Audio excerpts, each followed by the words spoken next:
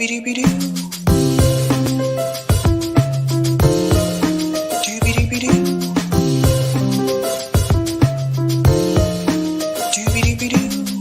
host, sabrinasalvati.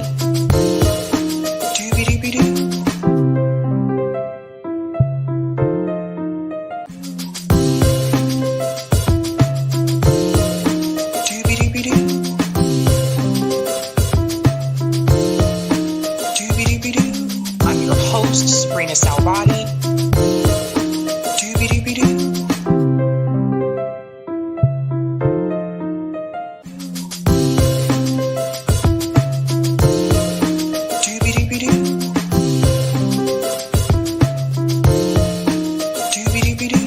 I'm your host, sabrinasalvati. All right. Welcome, everyone, and happy Thursday. Welcome to Sabby Sabs podcast. I'm your host, Sabrina Salvati. My special guest tonight is Garland Nixon. He's a radio talk show host, a political analyst, and he's also the host of the Garland Nixon Show on YouTube. Welcome back, Garland. I know it's been a bit. Hey, thanks for inviting me. Always a pleasure. I love your show. I watch it all the time. Oh, thanks so much. I know I saw you briefly at the Julian Assange rally in DC back in October. There were so many people I saw there that I was like, oh, I want to go talk to this person, that person. But I feel like every time I started to walk, I got pulled in a different direction. But I know you're going to be at the rally in DC February 19th. So I do want to talk a little bit about that later on as well. Excellent. All right. So, Garland, I want to get your opinion about this incident that happened with Tyre Nichols. I'm sure you've heard about this multiple times by now, but you were a former police officer. And there's one clip here I want to show you. It's from a TikTok vid, and I want to get your take on how the police chief actually handled the reporting of this situation. Hey, good morning, and what a difference a day makes. Just 24 hours ago, we were wondering if more than 5 officers were involved in the beating death of Tyre Nichols. And today we find out, it's 7. 7 officers were involved in the beating of Tyre Nichols, and all of them have been relieved of duty in some way, shape, form, or fashion. According to a statement from the Memphis Police Department, on January 8th, just one day after Tyre Nichols died, 7 officers were relieved of duty. That means Chief Davis lied when she stood in front of the world and told us that 5 officers were involved in the beating death of Tyre Nichols, when she knew good and well 2 more officers were involved, but for some reason she decided to hide their identities. And like my mom always say, what's done in the dark always comes to the light. And we found out that Officer Preston Hemphill was the 6th officer who was involved in the beating death of Tyre Nichols. Now, Preston here was one of the first officers involved in the beating death of Tyre Nichols. Not only did he say, "I hope they stomp him out," but he also tried to tase him on multiple occasions.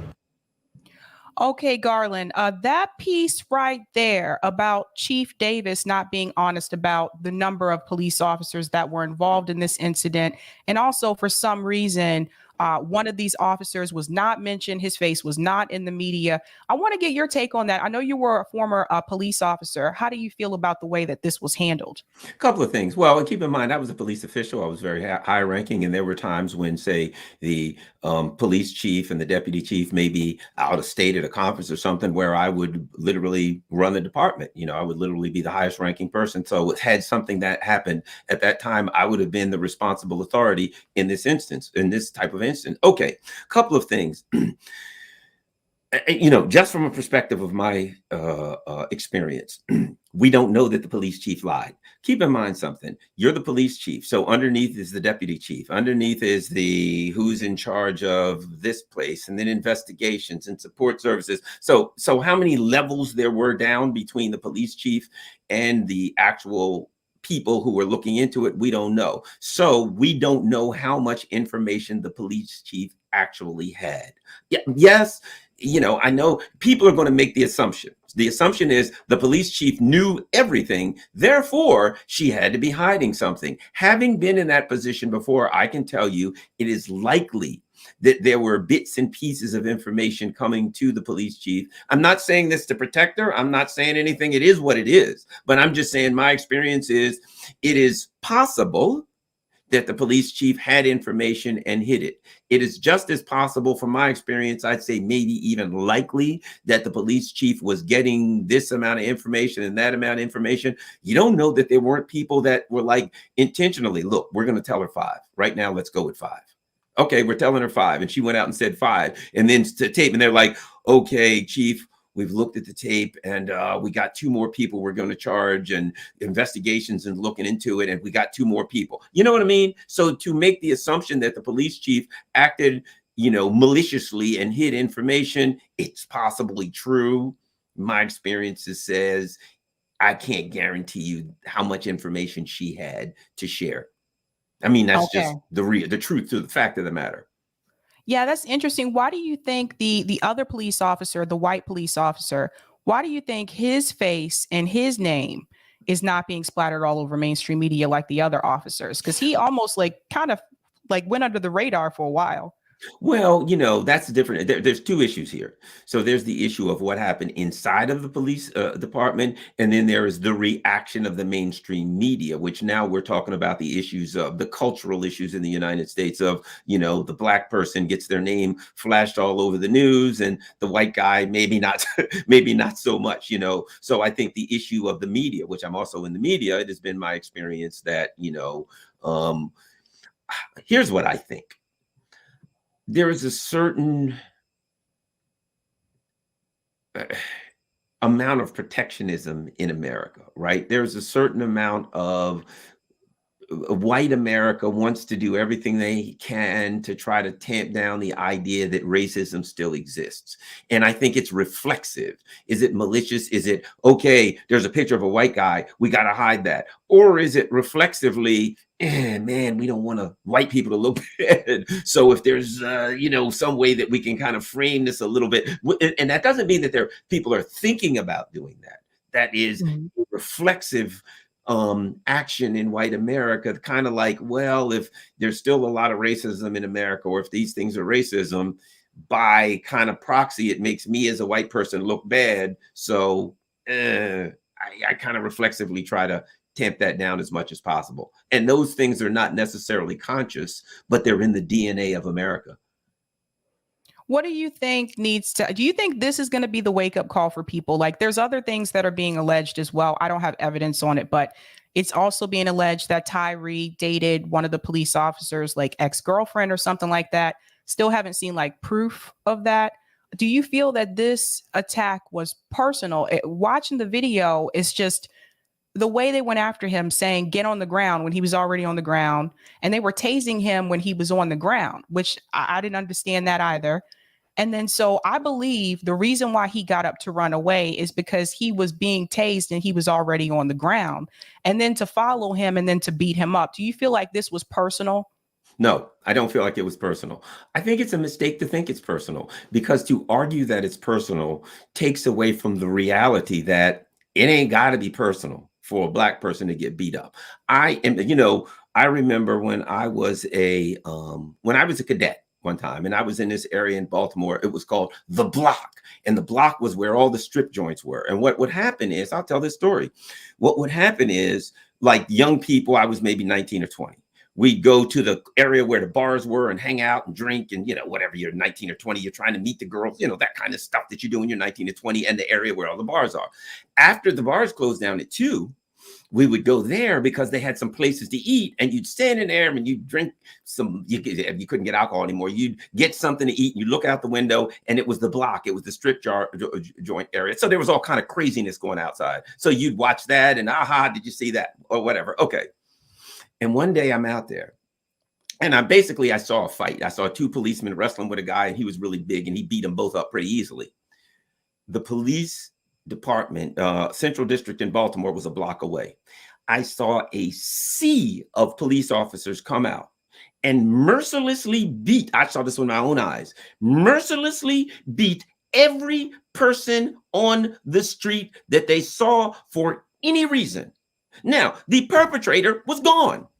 I saw one guy, he had how the kind of crutches that a person has when they both arms, and it has little 4 feet at the bottom, and the little thing goes around there. So this guy had these. He was clearly handicapped in some way, right?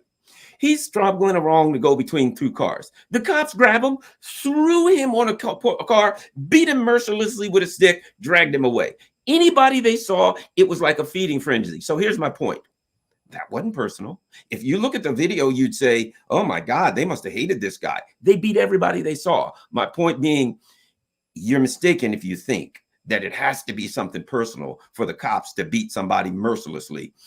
I put it like this. I know people who raise dogs, and dogs have certain instincts. And one of certain types of pack dogs, if one dog starts attacking, the other ones will just do it out of instinct. Well, they see a dog attacking another dog, and there's 4 dogs in his pack.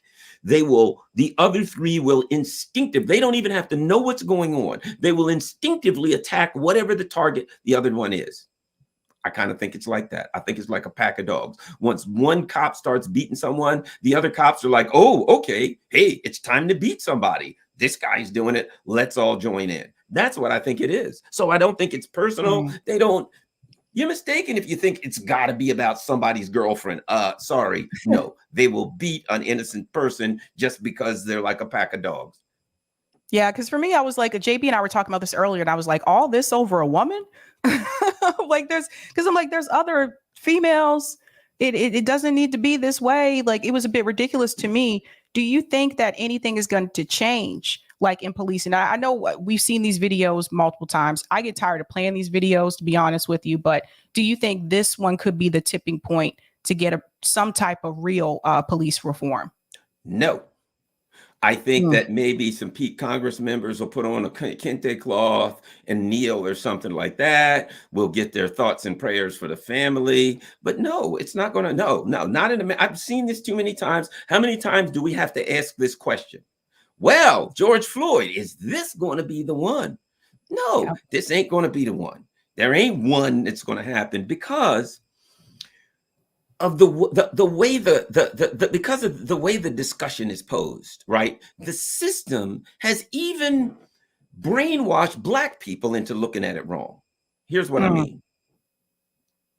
When an institution has some kind of a problem in the institution never wants to say there's an institutional or systemic problem. The institution wants to say, so somebody in this institution beats a Black person, right?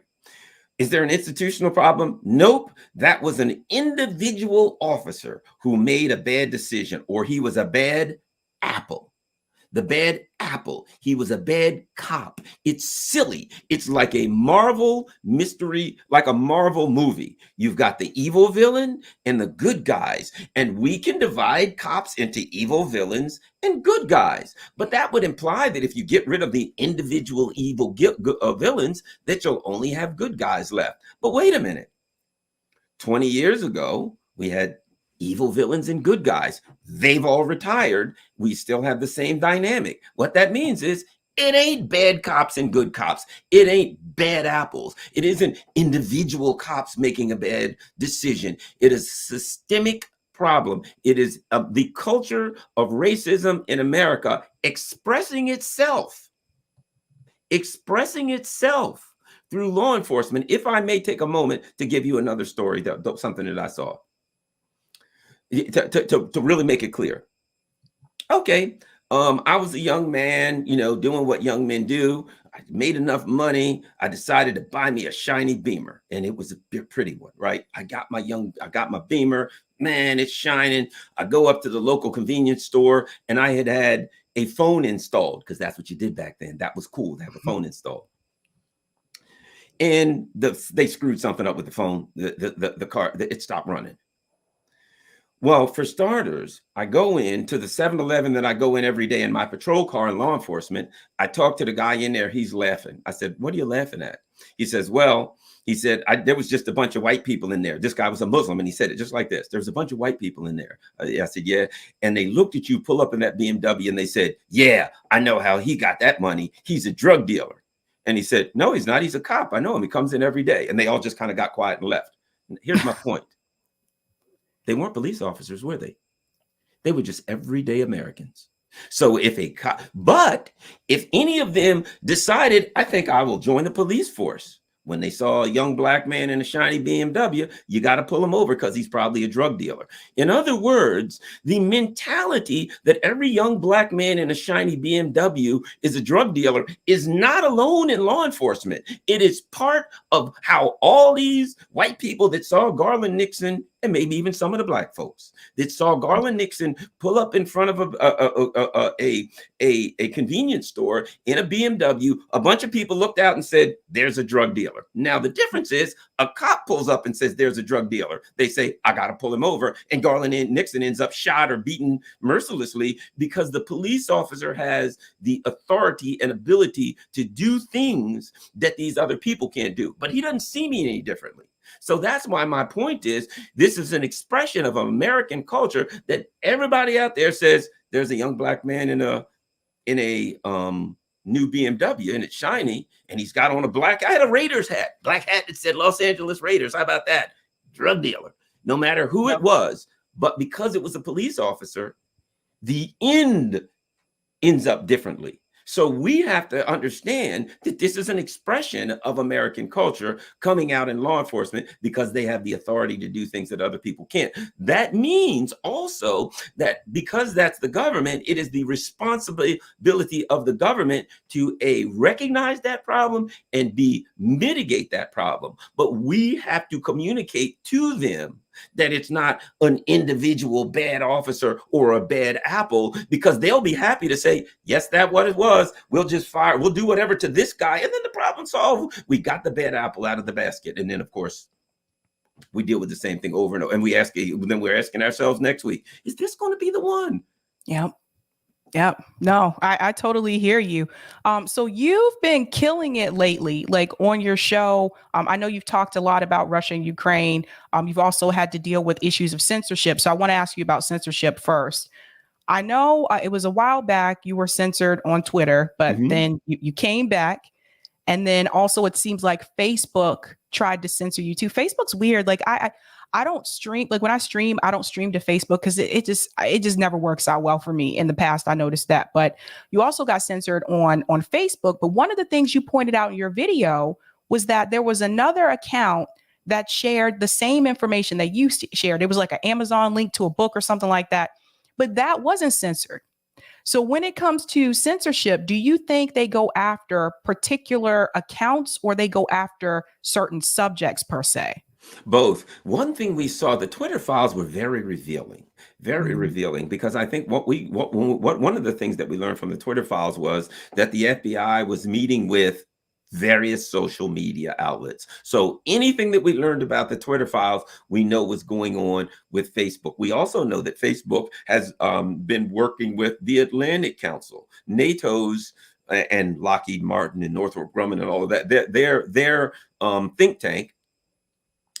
So Facebook has NATO's think tank in there telling us what we should and shouldn't see. So what we know is all of the worst possible things that we learned about that was going on in Twitter was going on in Facebook. And we also saw, here's what's the interesting thing.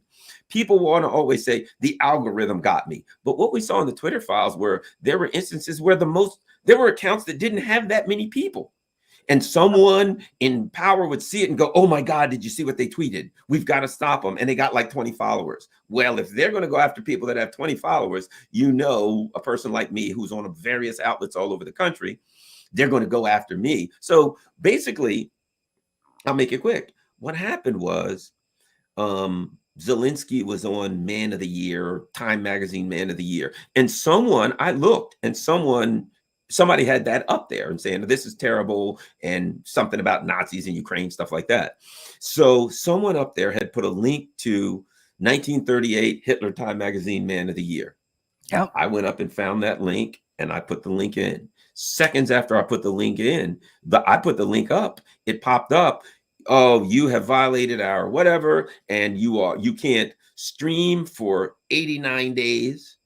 You're 30 days, you're locked out of your account. You can't post all these extreme things, right? So that's when I did the video. And when I showed on the video, I said, now let me show you something. The link that I put up that I was suspended for is still up there. but somebody else did it. So it wasn't about the link. It was about who put the link. So I put this up, right? Here's what's interesting. What I showed is, and look at what we were responding to. The guy saying all this stuff about Ukraine Nazis, he's still up. The other person that put the same link is up. I'm down, right? The next day, they suspended everybody on Facebook who put that link up, and they suspended the guy who, so clearly they responded. And I've seen that happen before where Facebook actually responded to YouTube videos, and YouTube has done the same. I've seen that. They responded to my video one time. So I've seen that happen before. They respond to individual things with individual people. People err if they think it's always about an algorithm. We learned from the Twitter files that it's not. Sometimes, yeah, but more often than not, especially if you're a bigger name person, they're gunning for you. Do you feel like you have to, like when you do your radio show, do you feel like you have to deal with as much censorship as you do with like YouTube and Twitter? No. The only censorship I deal with on my radio show, and it's not really censorship at all. So one of the shows that I have in Los Angeles is KPFK. It's Pacifica. And so, you know, if anybody knows me, I say what I'm thinking, good, bad, or indifferent, like it or not, I don't care, right? So there's a guy on there named Brad Friedman. I'll tell you his name. He hates my guts. And like I do my show and he goes on and says like Garland's a Russian bot and this Ukraine stuff, blah, blah, blah. And I say, well, why don't Brad can come on the show anytime, and he won't come on the show. So the only, you know, this guy on KPFK hates my guts, and he always, you know, gives me the Russian bot treatment because of my position on Ukraine. But I will say this. I have a show on Pacifica and they don't say a word in Los Angeles. I have a show on Pacifica in Washington, D.C. They never say a word. I say what I want. I do whatever I want. So most of the time, I don't, other than, you know, the online stuff, YouTube, Twitter, stuff like that, I don't face anything in the real world. That's interesting, because some people would think that radio may be more strict, but I think things have changed. Like there's another one called Sputnik. I listen to them a lot. I do Radio Sputnik show. Yeah. Yep. Jamal Thomas and all of them. Like same thing. Like some of the things that they talk about on there, like I would get flagged if I talked about it like on YouTube or even honestly, even on Twitter, depending on how many people report you and things like that. But that's another thing that happens too, that I think some people in the audience may not realize. A lot of times these people are mass reported. Like I know that happened to Jackson Hinkle. That's what happened with his YouTube channel. So there are like these groups on Discord that actually exist just to try to take people down. It's ridiculous. People have no life, Garland. People have no life. Well, and you'd probably be surprised to find how many of them that the root cause is somewhere in Langley, Virginia, or the Pentagon. You know what I mean? A lot of these, it ain't that they don't have a life. Remember, a while back, there was an article that came up that showed that the Pentagon has like, they called it like their invisible online army of 60,000 people. So that we know of, just that we know of, the Pentagon has 60,000 paid people online using alias names that are out there doing stuff. 60,000. Think how much damage they can do. You don't think they're going after people like us who are taking positions that are not popular with the deep state? You would be in error if you think that. How long do you think this conflict between Russia and Ukraine is going to last? And I ask that because it does seem like things are escalating. Germany announced recently that they're sending in Leopard tanks. This, of course, was after Joe Biden said that we would be sending in tanks from the U.S. So it just seems like it's escalating instead of de-escalating. And the big fear I think a lot of us have is the fact that, listen, Putin's not playing around. Like he says he has nuclear weapons. So how long do you think this conflict is going to continue? Do you think this may end up being like another Afghanistan? Because that's something else that I fear. Okay, a couple of things going on here. Number one, as an example, the problem for, I don't even say NATO because it's the United States. NATO is nothing but an organization, an umbrella organization that the United States uses to bring all of its vassals in Europe together so it can put them all under one roof, so it can take have control of their foreign policy. So there is no NATO as per se. It's the United States and a bunch of puppets doing what they're told, right? And so a couple of things, that most of their stuff is PR, number one. Okay, Germany says we'll send tanks in maybe 3 months or 4 months. We're not sure. The U.S. says we'll send tanks. But now when you look into it, the U.S. says now the tanks aren't built yet, We can't send them the tanks. So the example, the other day, the U.S. said, we're going to send $2 billion worth of stuff, right? Just 3 or 4 days ago.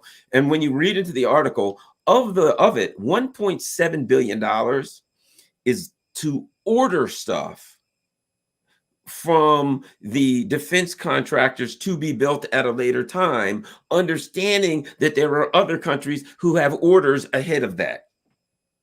So after they get finished building the stuff for Pakistan and Egypt and Poland or whatever, then when there'll be no Ukraine left, of course, at that point, then then that's when they'll build the stuff for Ukraine. In other words, most of the stuff, the PR stuff that they're saying, if you read, you don't even have to search. Read the entire article from top to bottom. People look at the headlines. U.S. sending 30 tanks, but if you read the entire article, it's yeah, we're ordering them from the General Dynamics, and they said it could be a year. The Washington Post had an article that literally said the U.S. basically did that because Germany said we won't send tanks unless you send them. So we said that. And in the Washington Post, it said it could be months, could be years, maybe never. In other words, yeah, we just did that to get Germany. So you know what Germany's doing? Yeah, same with us, maybe never. What are they going to send their tanks? They started off, Ukraine had 2,000 tanks. Now they got pretty much none because they all got blown up. Are another 30 or 40 tanks 3 to 6 months to a year from now going to make a difference? Certainly not. So you've got a PR war going on to fool the American people and fool the European people to think that we're providing all of this hardware and it's going to make a difference and Ukraine is going to stand up and fight back. In reality, the Ukrainians are getting slaughtered and the major towns in Ukraine are falling, and it's just a matter of time. The only thing about it is the Russians are kind of incremental, acting slow. And if you look at the history of Russian warfare, what they did in World War II, they sit back, they throw artillery at you until you can't move. And once there's nothing around but scraggly pieces of trees and boulders, they move on up and then they throw artillery at you until, you know what I mean? So they're just very slow and incremental. And that's what's going on. And the rest, meanwhile, they're doing that. And the West is just throwing PR and winning the Twitter war. And I keep saying, if there's a war and one side's trying to win the Twitter war and the other side's using artillery's going to win that battle every single time. And it's how long can they keep people believing that this is a fight and the valiant Ukrainians are standing up against the Russians? They're going to take Crimea next. They're going to take back the Donbass. Meanwhile, they're just getting slaughtered. It's really a crime against humanity that the United States is just throwing the Ukrainians in front of artillery. And by a lot of estimations, they're losing like 200 people a day in just one town. Yeah, it's really bad. And I also wonder too, I feel like they're trying to drag this war out. I'm wondering, how long do you think this is going to continue before somebody, maybe on the Democratic Party side in Congress, stands up and say, look, enough is enough. We can't send the money anymore. It's already started.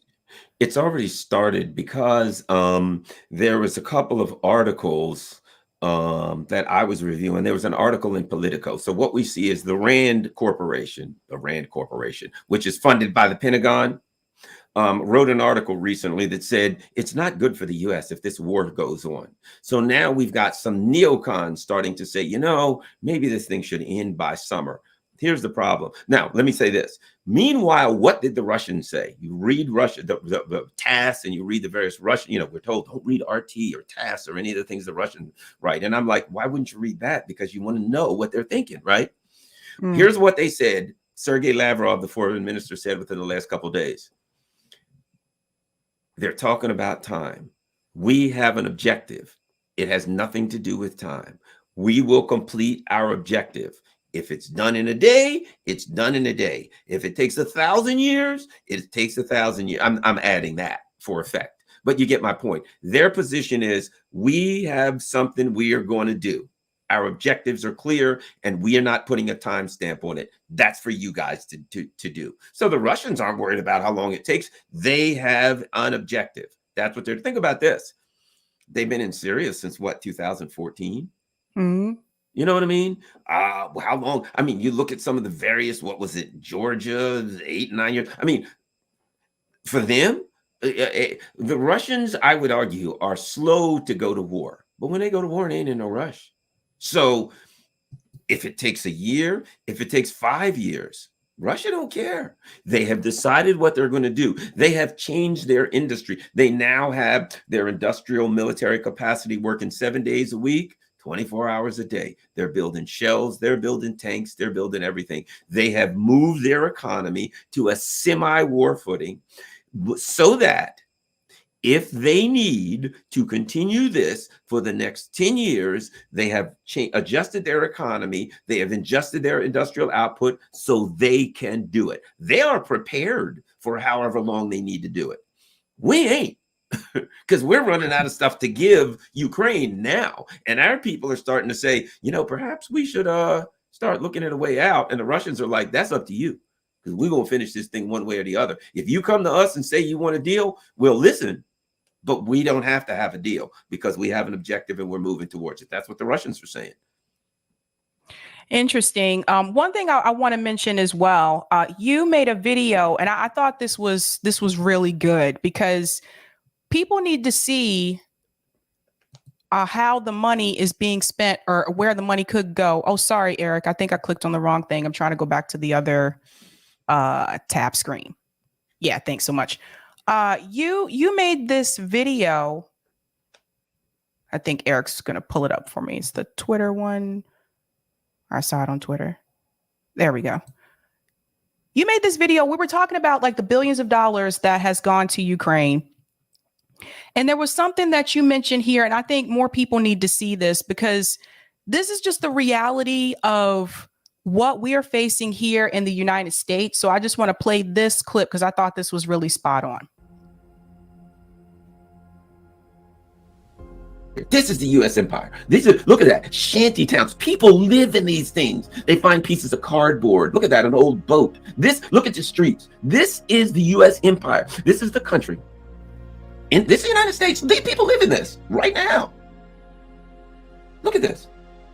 This is the country that we live in. This is the country that just is in the process of spending $858 billion on the military-industrial complex right now. Look at the streets. The stores are closed everywhere, just collapsed. Look on both sides of the streets. Businesses closed. One of the things that exacerbated this was the lockdowns. People couldn't work. They couldn't make a living. So the last 3 years has taken a dramatic turn. This is the United States. What the hell are we doing? Sending all of this money to Ukraine. That's it. That's Oakland, California. Shacks, shanty towns, garbage, poverty. Look at that. That's America. That's what we got now. People have nothing. Is that the great shining country on the hill?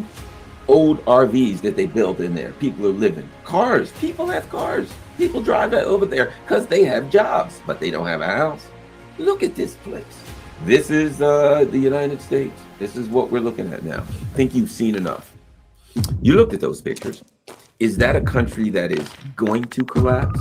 Is that a country that may be collapsing? Or is that a country that has collapsed? It's Ukraine. It's a military outpost. That's what it is. Cold, hard reality. It's a military outpost. People can say it has about religion or ethnicity or this group, but we're giving billions to that military outpost while the country looks like this.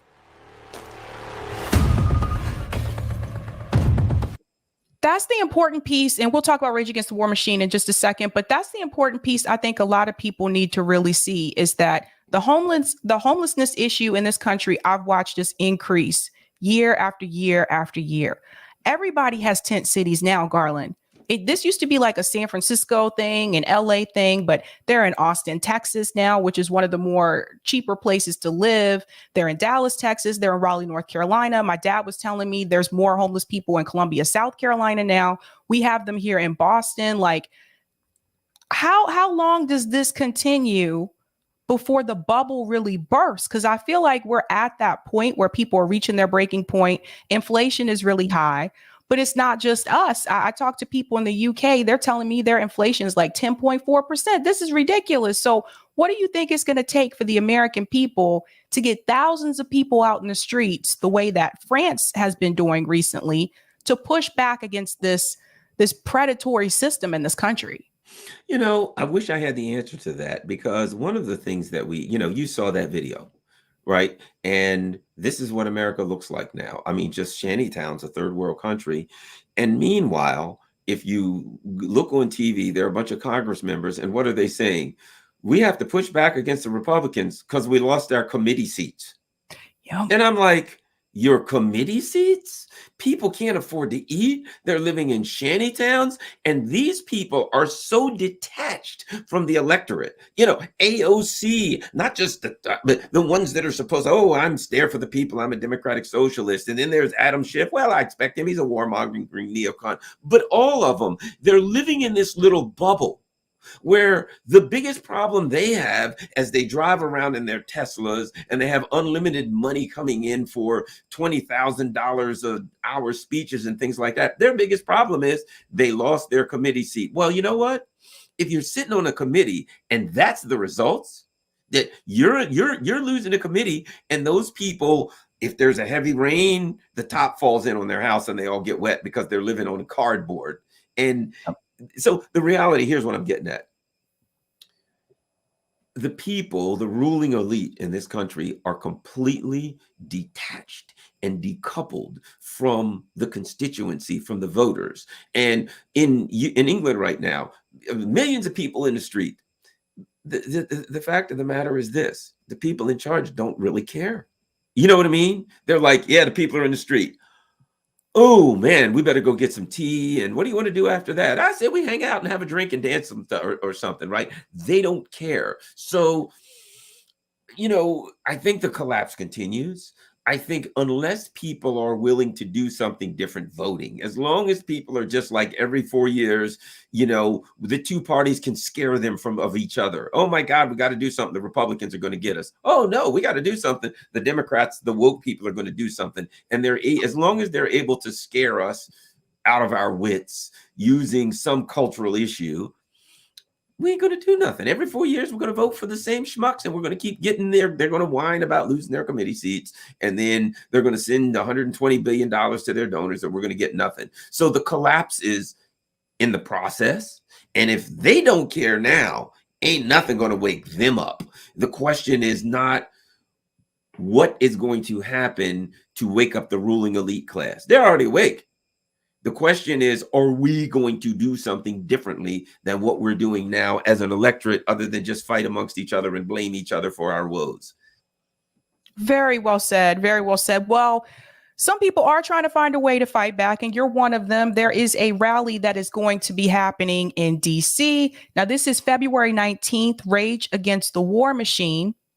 It's an anti-war rally, and this is actually being hosted by a number of organizations. This is President's Day weekend. So for those of you that have President's Day off, if you're in the DC area, definitely check this out. But Garland, you are going to be one of the speakers, and I do want to show this. I noticed the list has increased since I talked about this last time. Yeah, so it's Jimmy Dore, Ann Wright, Ron Paul. That's new. That is new.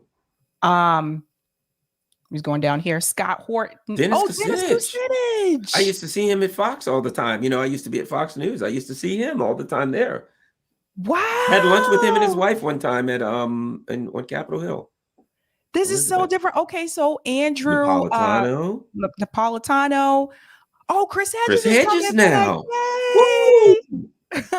People are seeing my real reaction because last time it wasn't this many people. David Swanson, Daniel McAdams. Of course, there's Garland, Max Blumenthal, and Anya are going to be speakers as well. Supreme, for those who don't know, Supreme is a Wu-Tang Clan affiliate producer. I think he's one of the Wu-Tang Clan's sons. I think so. Wow. Cash rules everything around me. I know, right? Tara Reid, Diane Sayre's going to be there. Scott Ritter, Kim Iverson, Jackson Hinkle. Oh, Jackson Hinkle's done jumped in, huh? What do you know? I'm telling you, this list keeps growing. Craig, who you guys know is Pasta from Convo Couch, Wyatt Reed. And I think that's all. Those are all the ones right now. So far. This is going to be awesome. So I'll be there. I'm going to live stream this event. I think this is probably going to be one of the bigger rallies that I've gone to politically anyway. Like the Assange rally, they said that was the biggest turnout that they had in DC, but that was a good turnout too. But I think based on what I've been hearing from people, I think this is going to be one of the bigger ones. So, but Garland, why did you decide to join on? Well, I think it's interesting, and let me add this: there's things going on inside right now, and there's somebody who, and let me just say this: somebody who I think the world of, right? Think the world of, dropped out today and said, no, there are people there who I disagree with, right? And so therefore, I'm not going to be able to speak. And my reaction was, number one, I've never been to an event yet in my life where there wasn't people there that I disagreed with on something. Never. But the bottom line is this: my priority, human extinction through nuclear holocaust is kind of at the top of my priority list. So we may have disagreements in other areas, but we can't have disagreements if we're all dead. It's kind of like the Matrix, where the guy is talking to Neo, and he says he can't be the one if he's dead. We can't fight for anything else if war takes us apart. And not only that, let's just say we don't get to that level. It's taken our country apart. We'll all be living in these stinking shacks and things of that nature. So what we have to do is prioritize. I think it is critical, since we can't build a anti-war movement with just the left. So many people that were once on the left, now they've defined the left.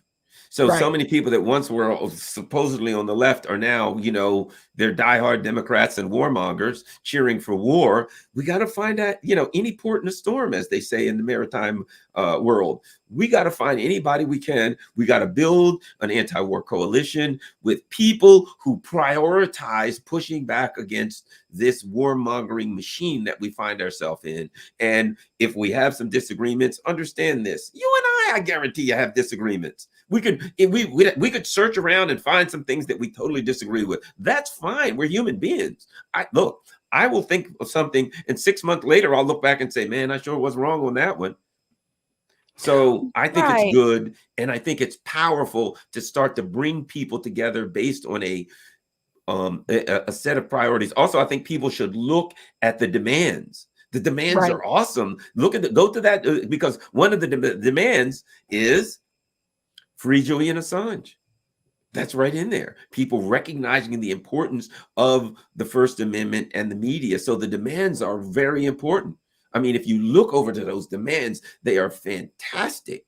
Stop the war inflation, right? I mean, that's for the average working class, working poor, or poor person out there, right? Look at that. Nuclear de-escalation, disband NATO. What is NATO for? It is now they're saying NATO wants to go after China. North Atlantic? But it's after China? That ain't nowhere near the North Atlantic. So there are things, slash the Pentagon budget. How are we going to do anything about homelessness without addressing the Pentagon budget? So the things that everyone there has agreed on, you can argue these are for the betterment of us all. That's right. I get tired of it too, Garland. People saying, well, I don't want to be a part of this event because someone that I don't like is going to be there. And I'm just like, no one is asking you to be best friends with these people. Like, just like, you want a friend, get a dog. Just find something that you agree with. Again, free Julian Assange. Like, I think all of us can at least agree on that one. But I mean, like, there's too many purity tests, and it's gotten to the point where, like, honestly, for me, it's just like, this is why things don't get done on the left. Because it's just, I can't be with that person, or I don't want to be seen with this person, or they said this like a year ago, so I don't want to be at the same event. There's going to be a lot of people here. So I don't see the right doing this, Garland. I don't see them having these kind of like purity tests, and they seem to be organizing on the ground. They're getting school board positions. And meanwhile, the left is just fractured. One of the things that I think is an important discussion now, and that is, who the heck is the left? You know what I mean? The definition of the left. I will posit this argument. The United States, in the US, politics has redefined the left, right?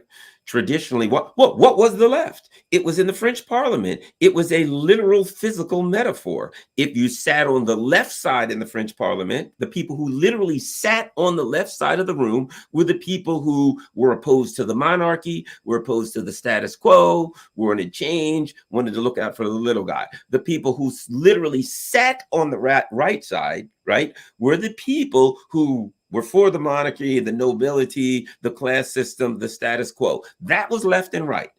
Now in America, traditionally, let's say in America and Europe, what has left been over the last 100 years, right? The left was viewing politics through economic class, right?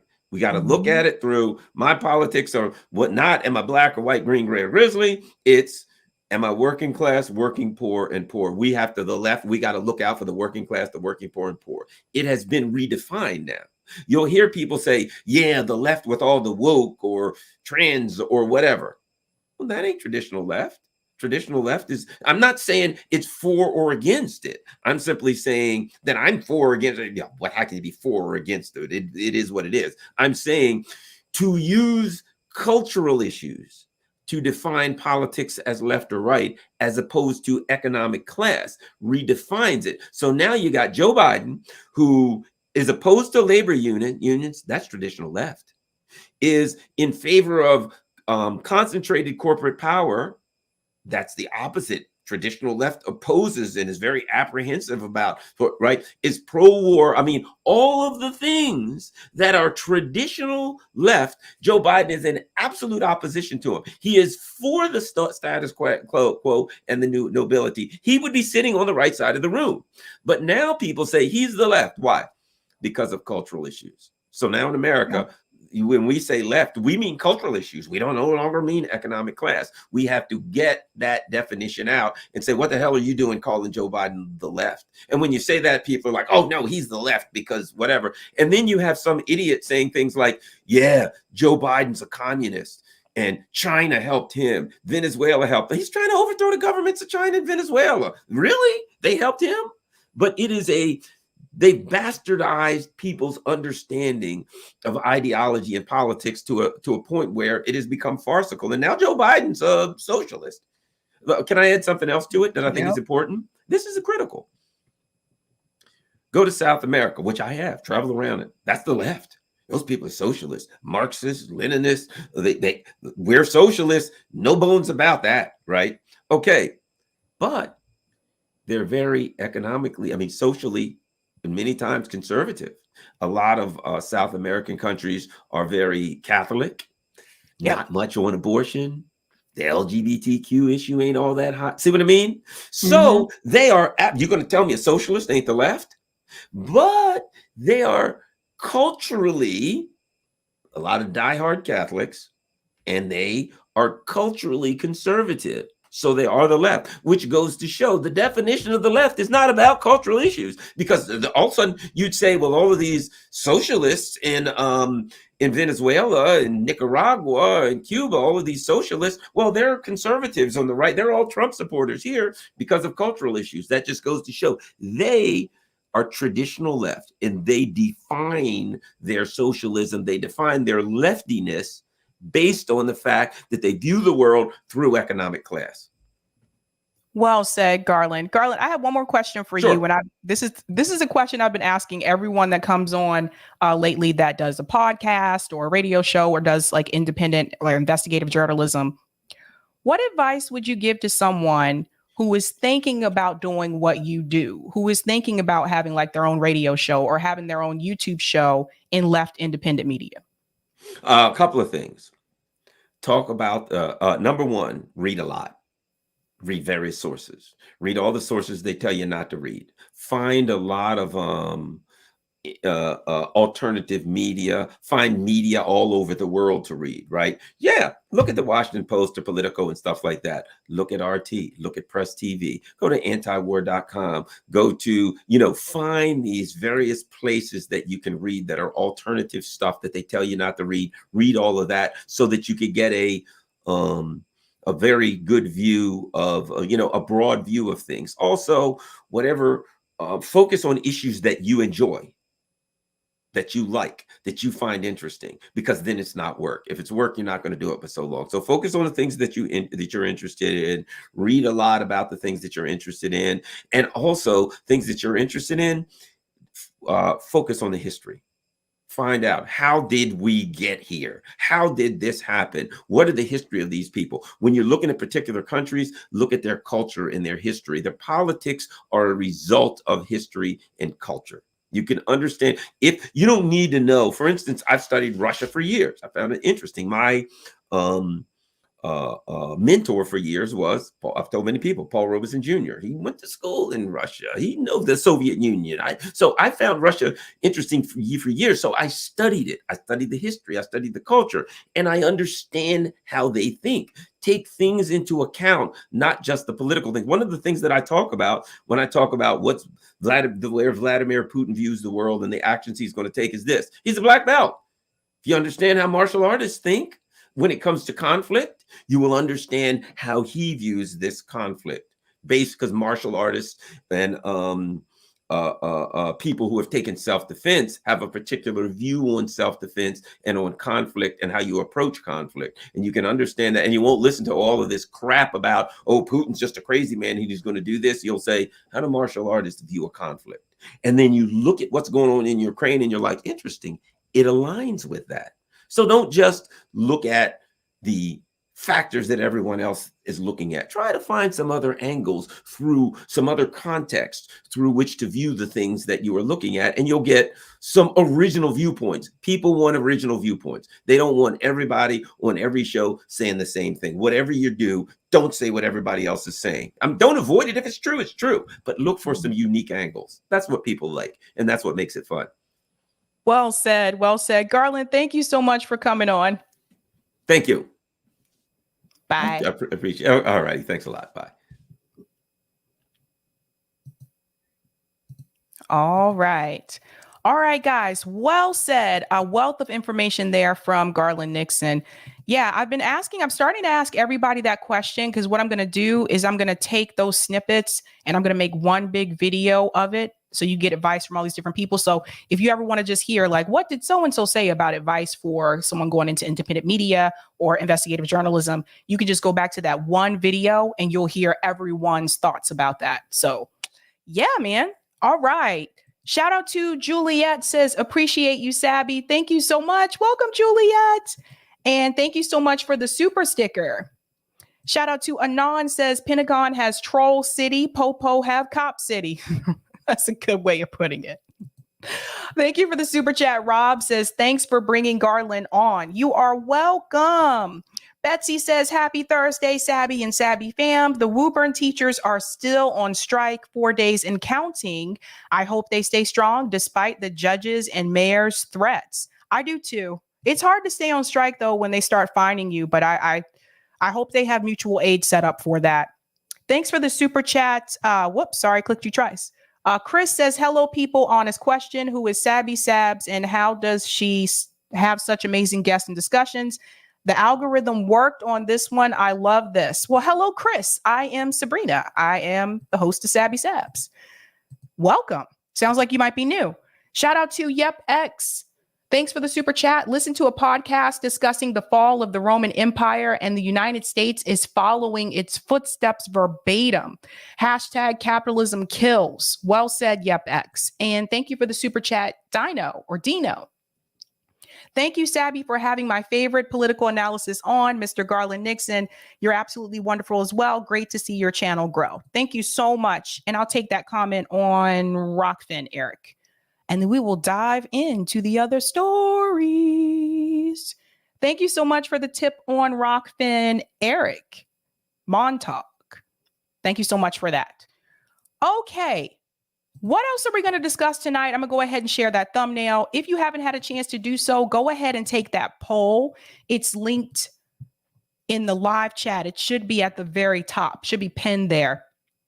All right, so tonight we're discussing, so obviously Garland Nixon was just here. Great discussion. If you don't follow Garland Nixon on YouTube, please do so. He's a wealth of information. You should definitely follow his channel.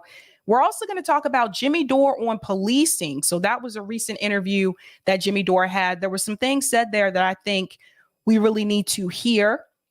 We're also going to discuss, and believe it or not, Nikki Haley 2024. So it does appear that Nikki Haley will be challenging Donald Trump. Take that poll because I'm interested in your comments. And that's actually going to be the topic for the call-in discussion tonight. And we're going to discuss Boston exit. What is happening and why are people leaving Boston and where are they going?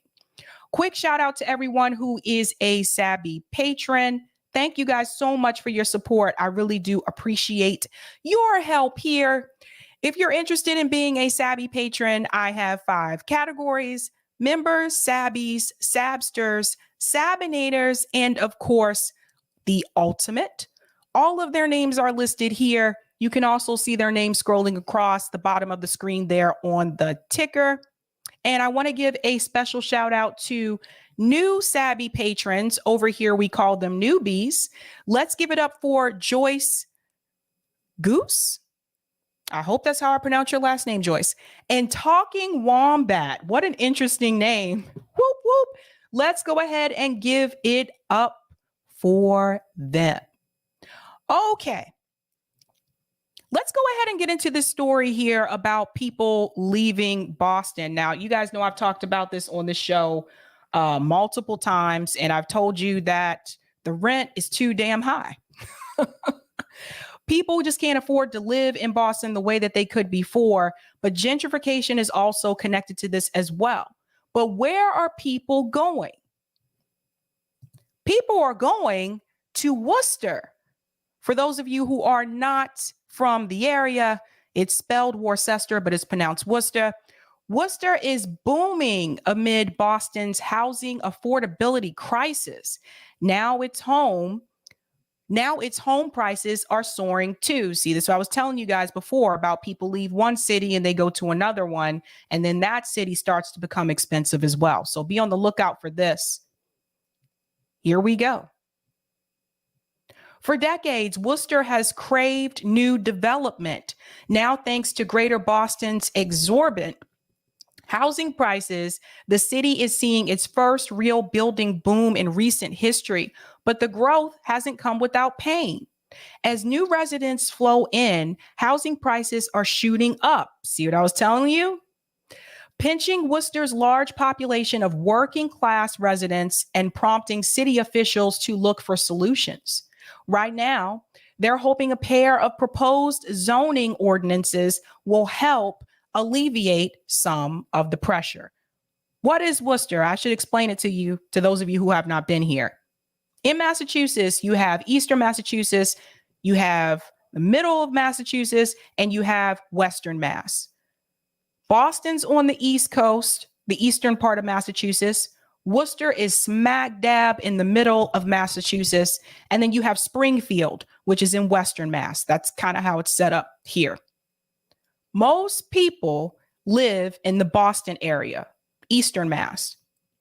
But after Boston, Worcester is second for the largest city in New England. It goes back and forth with Providence, so they may be tied at this point. Providence, Rhode Island, and Worcester, they're like the second largest cities in New England.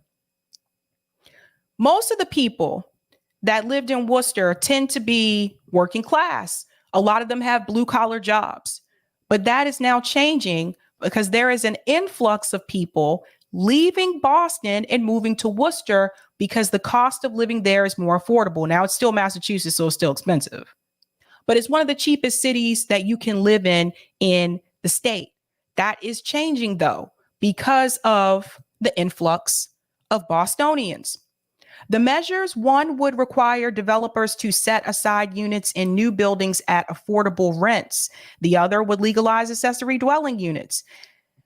Have received broad support from counselors and advocates, but questions remain about their specifics. Whether the city should act more dramatically to address the cost of housing and how to handle the development boom in a way that will keep rents in reach for people who call Worcester home.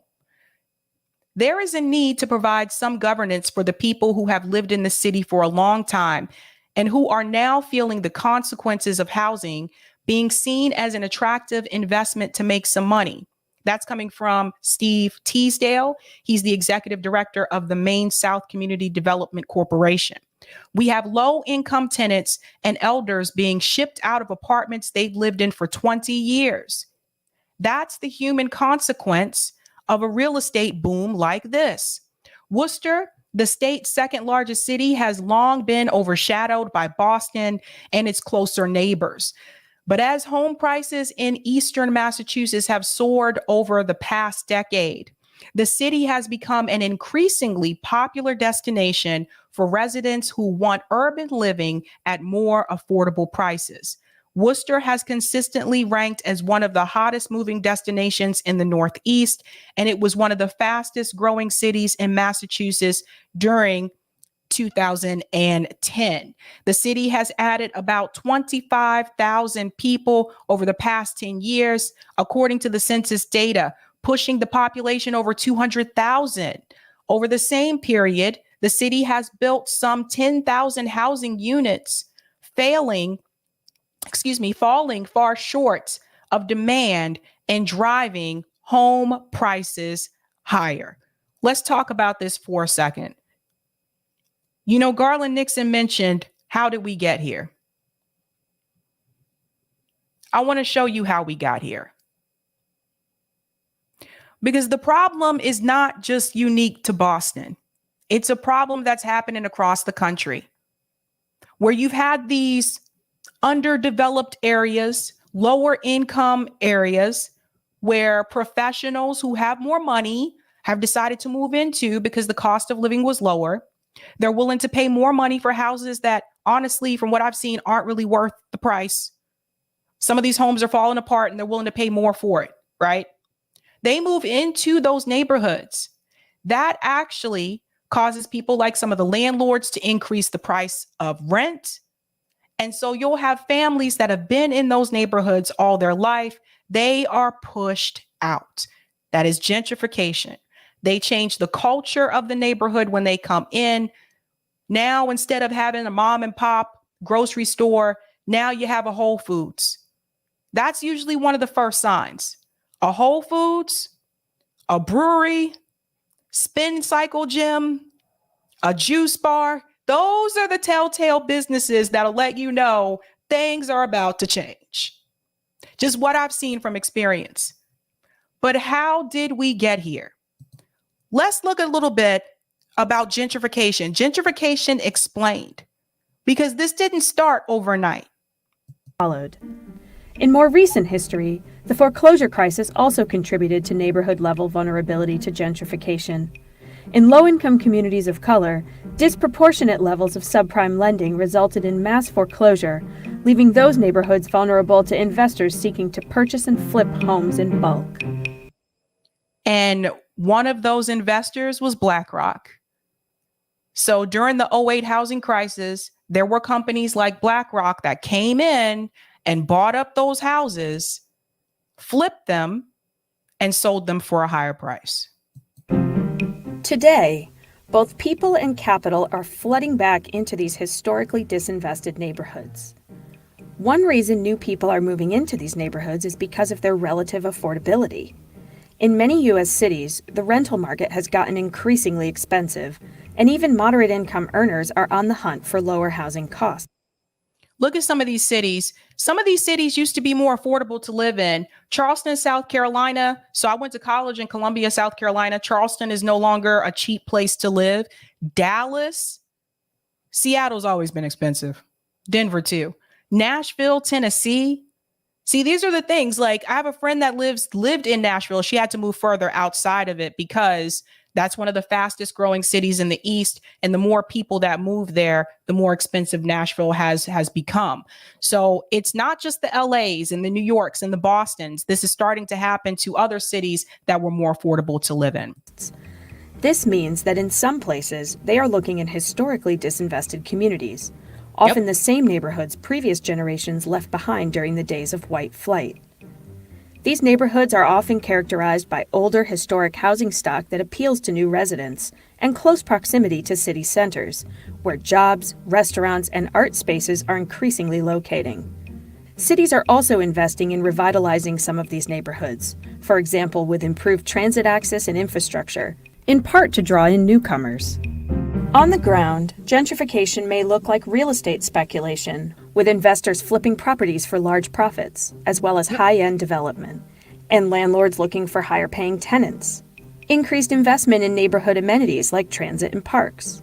Changes in land use, for example, from industrial land to restaurants and storefronts. And changes in the character of the neighborhood, as community-run businesses are replaced by businesses catering to new residents' needs. While increased investment in an area can be positive, gentrification is often associated with displacement, which means that in some of these communities, longtime residents are not able to stay to benefit from new investments in housing, healthy food access, or transit infrastructure.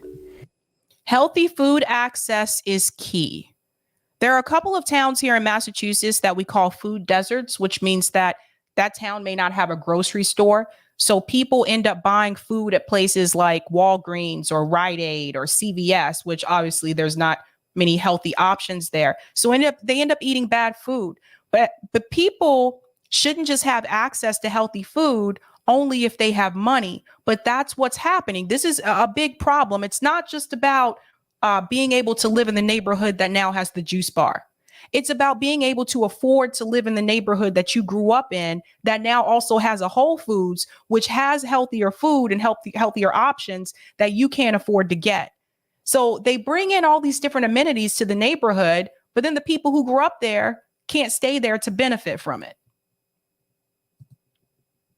Instead, lower-income families, often families of color, may find themselves facing rent increases, evictions, or other displacement pressures, and left with no other choice but to move to suburban or even exurban areas, far away from their jobs and the businesses and service providers they know.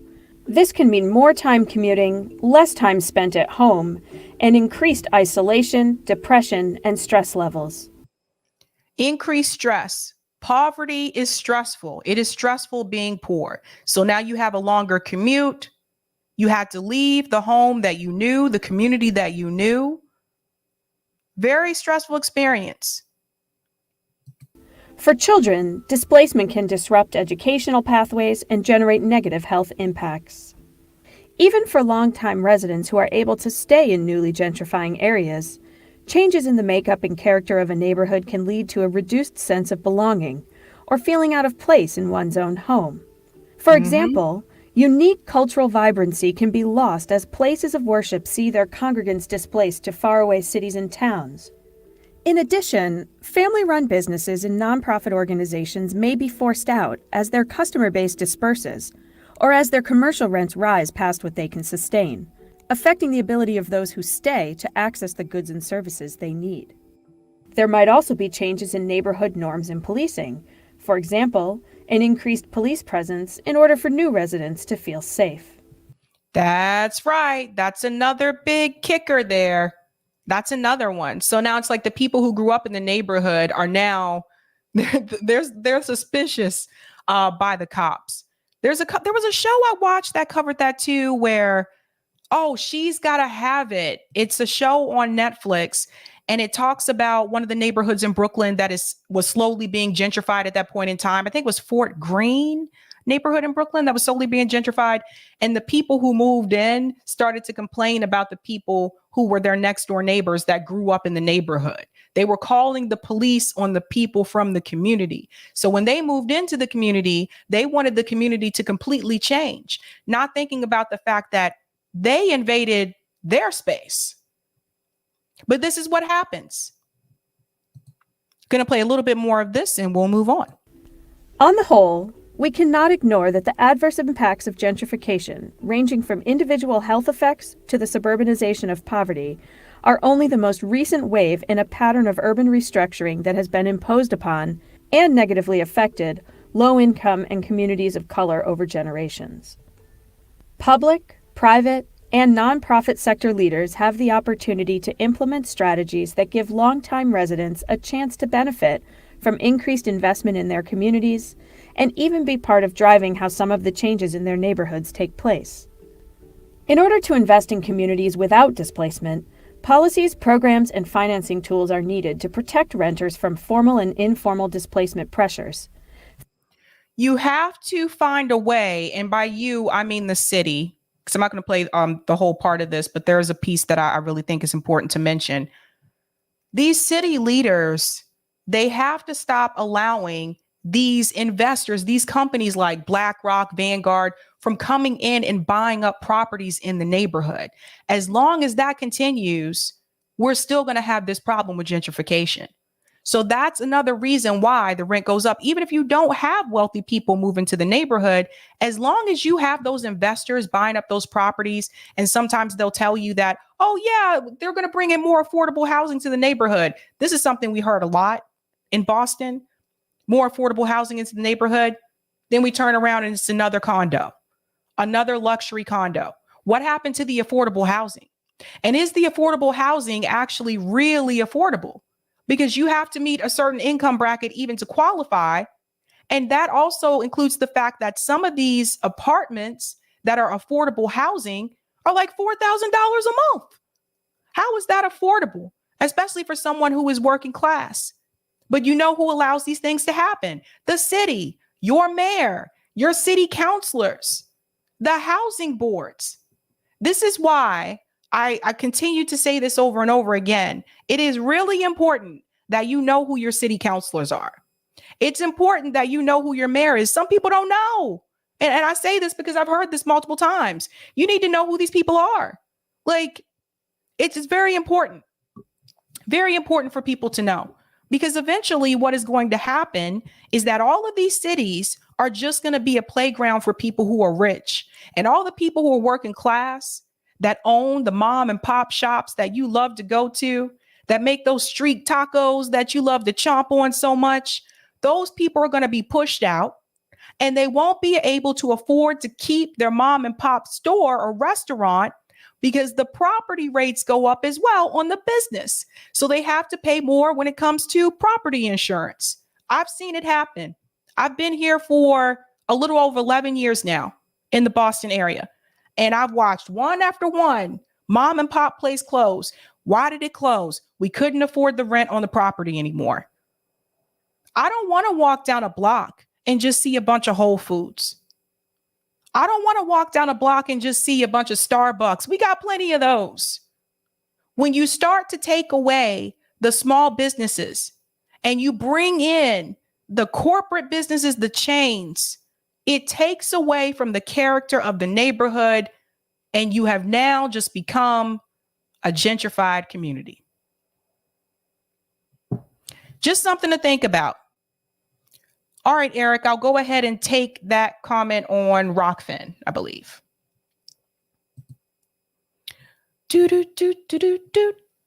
Thank you for the tip on Rockfin, JVB. Amazing discussion. This is how it happens. Thank you so much.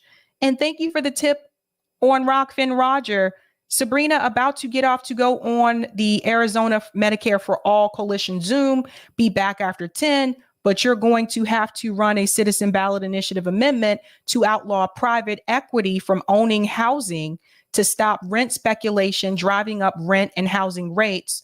Also run a CBI for Massachusetts Public Bank to build more housing that will tamp down speculation as well. Enough is enough. Thank you so much for that, Roger.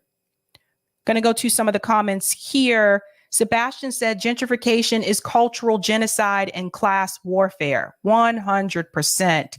Betsy, crazy that Worcester is now becoming more expensive than my town, and I'm halfway between Boston and Worcester. Yeah, it's crazy. Minor Threat says San Francisco always been terrible too. Yeah, San Francisco's expensive. Thank you for the super chat, Laugh 66. Garland was referring to Medea pulling out of the 19th. Oh, I forgot that's right. She was one of the ones on there. Medea pulling out of the 19th February rally. She can be pro-establishment. I remember her refusing to talk to Frank Analysis in DC because he challenged the squad. Oh, wow. I didn't realize that. Oh, well, that's unfortunate. Loom Jewelry Company says it takes 5 people working minimum wage to afford rent on a 2-bedroom apartment here in Atlanta? I haven't been to Atlanta in a while. I didn't realize that's become like that now there too. Brother Daniel, gentrification is domestic imperialism. Thank you for the super chat, Nate. What everyone on the coast are experiencing today is the inverse of what we in the Rust Belt experienced after the passage of NAFTA. Well said. If you haven't had a chance to do so, guys, go ahead and hit that like button. Hawk smash it for me. If you're new, don't forget to subscribe. I forget to say that a lot, so I'm trying to remind myself to do so. Okay. Jimmy Dore recently had an interview with George Galloway, and the first question that George Galloway asked him about is policing. So we have another policing discussion here. I want you to hear what Jimmy Dore had to say in reference to the Tyre Nichols incident and policing in this country in general. So let's go ahead and get into that. Host of the legendary Jimmy Dore show. Jimmy, let's start with a very somber matter indeed. The whole world has now seen the horrific body cam footage of the savage clubbing to death of Tyre Nichols in Memphis, Tennessee. The police not just killing him, but leaving him there to die slowly. The other services that turned up after the fact, standing around, laughing, joking, smoking, and so on. It's possibly the worst movie out of America that wasn't made by Martin Scorsese.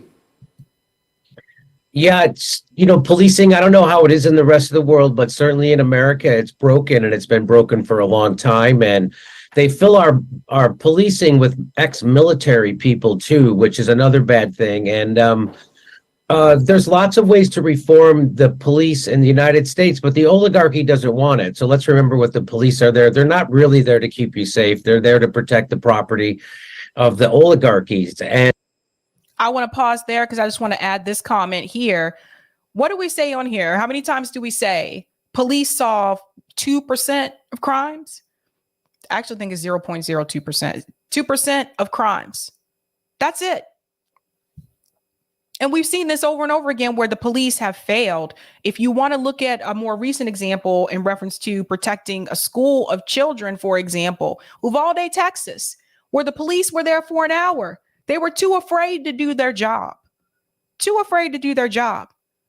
So when I advocate for things like defunding the police, it's because the data shows you. It shows you that they don't really protect you. The Supreme Court also has stated, and I'll see if I can pull this up, has also stated that it's actually not the police job to protect you. Now, I've mentioned this before on the show, and a lot of people were shocked. That's coming from the Supreme Court. So I'm going to see if I can find that, and we'll get into that in just a second. And so they, even though these policemen were all African American, they're still saying that this was, because of systemic racism. It's now been reported that this interview was probably done before that, but it's now been reported that it was also a white police officer. He was the one that was tasing him. Just wanted to add that for reference there, guys. Inside the policing in America, I think police in America are just, they recruit the wrong people. They're out of control maniacs. They're hopped up on steroids. They don't live in the neighborhoods that they police in. So they don't see the citizenry in America as someone that they're supposed to serve. They see them as the enemy. They don't live in the community. And I saw this too. Like, you guys know my family's originally from Baltimore. They don't live there. The police officers that would come into my grandmother's neighborhood did not even live in that part of Baltimore. They didn't live in the city. They lived a lot of times in Baltimore County. And so they would come in from the county to police the city, to police neighborhoods that they're not a part of, to police people that they've never met. They would be hostile towards people that we all knew in the community had mental health issues. But the police officers, because they're not a part of the community, they didn't realize that. So they would be hostile towards those individuals.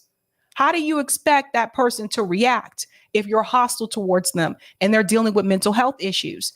They were hostile towards people who were homeless. They were hostile towards the black boys, like in the neighborhood. So it's just this idea that you have police officers policing a community that they know nothing about, policing people that they don't know. This is one of the things that I think should change. Now, that being said, how many police officers are going to be willing to go live in the inner city in Baltimore? How many of them are going to be willing to leave their house in Baltimore County to go live in the inner city? They're not going to. Let's go on.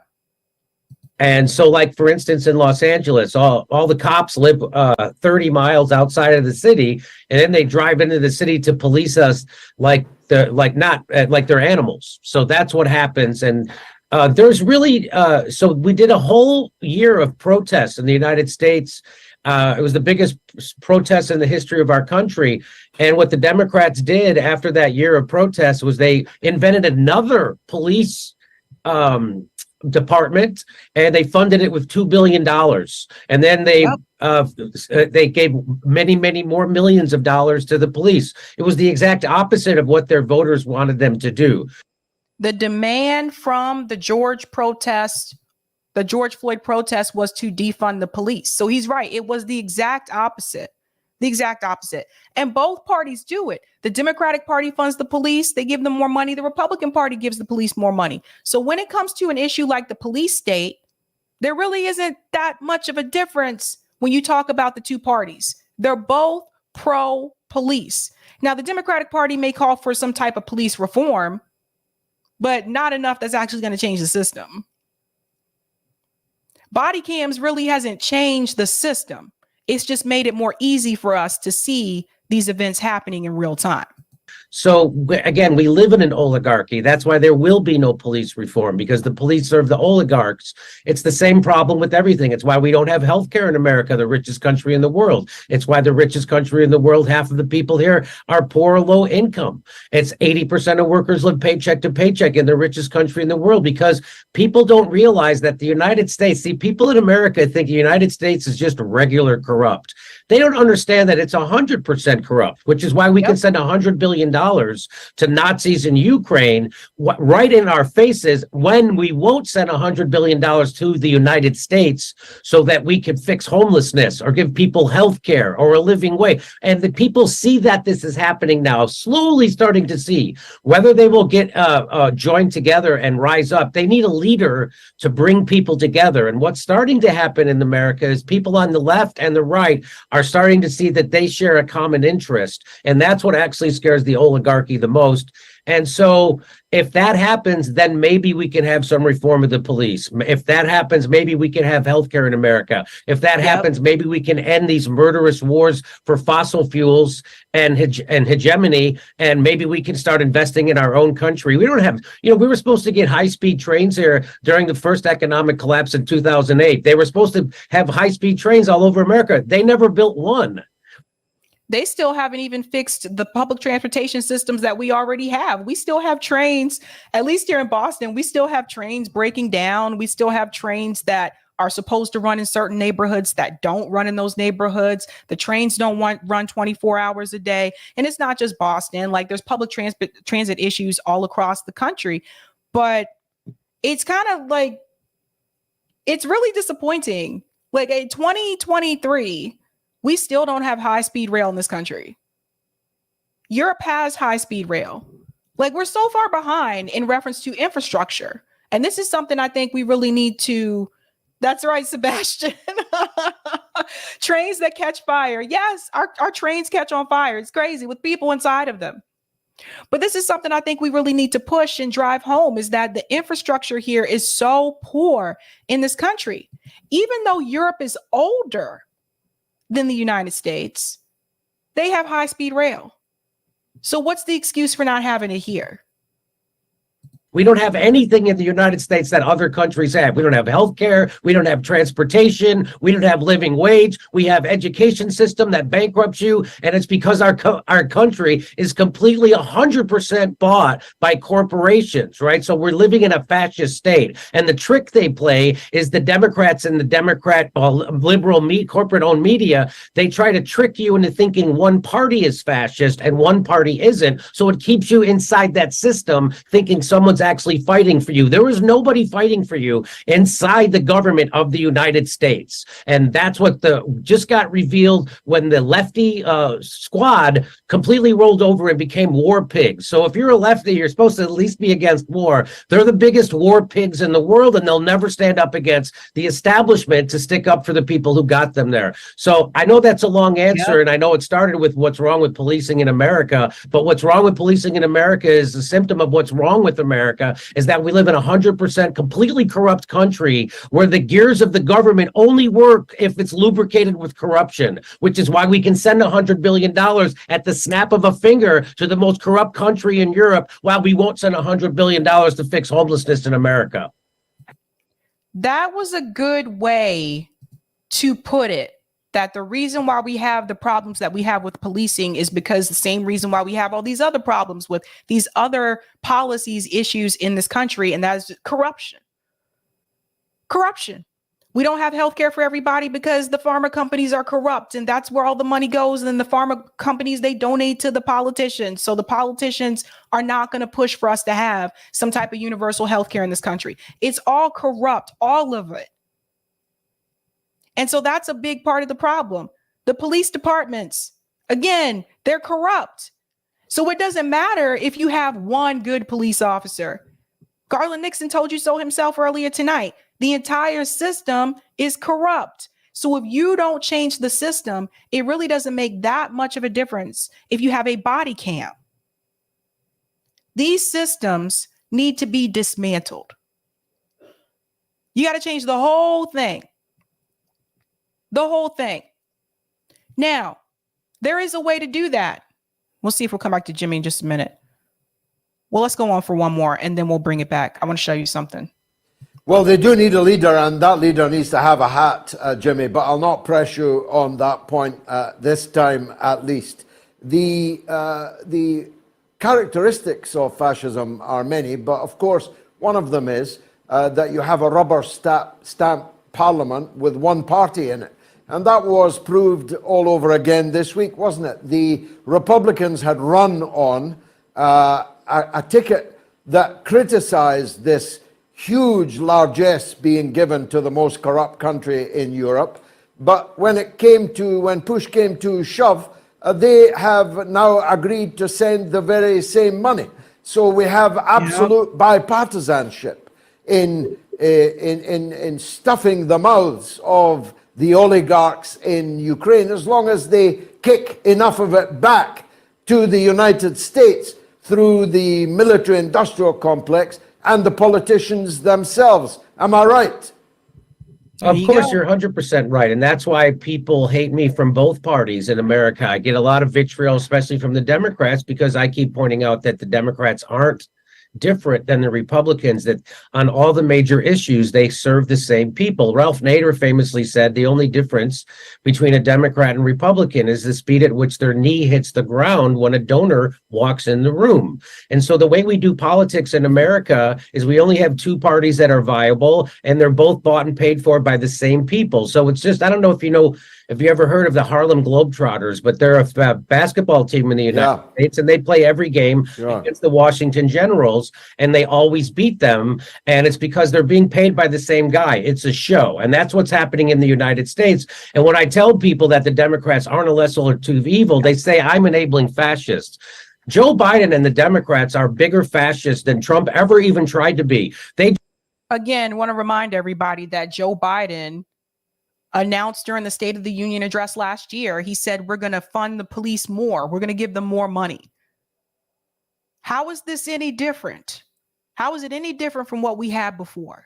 just crashed. They just crushed a railroad strike. So railroad workers don't get sick leave in the United States. Railroad workers, the glue that holds our economy together, they won't even give those people sick pay. That's how corrupted our whole culture and system is over here. And so they were going to go on strike, and they would have got it. They would have got it like that. Joe Biden and the Democrats, after just running an election saying you have to vote for us because we're the ones who are going to protect democracy and the Republicans are fascists, they immediately committed fascism and instituted a strike break. They broke that strike, passed the law that they had to accept the contract or it was illegal. So that's what the Democrats are. They're actually in bed with big business to crush workers. That's the definition of fascism. And you know what? I want to beat around the bush. Joe Biden and the Democrats are fascist. We live in a fascist country. And the idea that Joe Biden and the Democrats are fighting fascism is a narrative the Democrat and the corporate media wants you to believe. They are fascists, and the Democrats are not a lesser of two evil. They are a greater of two evils. If Trump right now was saber rattling and trying to starting wars with two nuclear powers, which is what Joe Biden's doing, people would be screaming bloody murder with their hair on fire. But because the corporate news media owned by the military-industrial complex says it's okay, and Joe Biden's supposed to not be crazy like Trump, then nobody cares. They literally get people to go along with the Ukraine war as if Putin is some kind of a madman, and we're not. We're occupying a third of Syria right now. And why are we occupying it? For the oil. Who said that? The president of the United States admitted that our foreign policy is based on stealing other countries' fossil fuels, which is what we're doing right now. And somehow in America, everybody just thinks Putin's bad and Ukraine's bad. They have no idea that America, the United States government and their military are the world's terrorists. Well said. One thing I do want to add here, why are Americans, most likely okay with that? Because Americans have been heavily propagandized, and they have been convinced, mainly by mainstream media, let's be real, they've been convinced that the other countries that we're stealing resources from are the bad guy. They're the enemy. I used to believe this stuff, man. I look back on it and I'm like, God, why did I fall for this? I took civics when I was in high school. I know we had that civics discussion one time on here. I took civics when I was in high school. I believed all of this stuff. I really did. I used to believe like, well, yeah, we're over there because, they're bad people and we're the good guy and America. I used to believe those things. Heavily propagandized. Even when I take the time sometimes to explain to people, well, no, the US government is stealing resources from that country. People just look at me like, well, they're the bad guy. Says who? Why do you believe they're the bad guy? Because Don Lemon told you so? Why? Why do we not do our own research and check up on these things ourselves? That's what I mean when I say people in America are heavily propagandized. Even if you go to other countries, a lot of them, they don't fall for this. They don't. Now, I mentioned to you, and I think this is important to highlight. I told you the Supreme Court, according to them, the police do not have an obligation to protect you. So if this is new to you, if you have not heard this before, I'm going to go right to this case right about here. I'll make it a little bit bigger because the font is a little bit, there it is. Questions of police duty. The motto, to protect and serve, first coined by the LA Police Department in the 1950s, has been widely copied by police departments everywhere. But what exactly is a police officer's legal obligation to protect people? Must they risk their lives in dangerous situations like the one in Uvalde? The answer is no. In the 1981 case, Warren versus District of Columbia, the DC Court of Appeals held that police have a general public duty, but that no specific legal duty exists. unless there is a special relationship between an officer and an individual, such as a person in custody. Here's another example. The U.S. Supreme Court has also ruled that police have no specific obligation to protect. In its 1989 decision in Descheny and Winnebago County Department of Social Services, the justices ruled that a social service department had no duty to protect a young boy from his abusive father. In 2005, Castle Rock versus Gonzalez, a woman sued the police for failing to protect her from her husband after he violated a restraining order and abducted and killed their 3 children. Justices said the police had no such duty.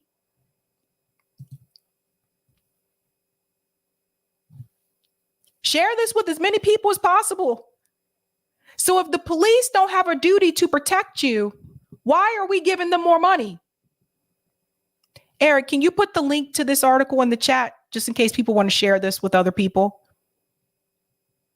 That's a big one. That's a big one. They really don't have a duty to protect you. Pew. According to the Supreme Court, Angelique says, wow, I know the first time I saw this article, I think it was last year when I saw this article, I was like, what?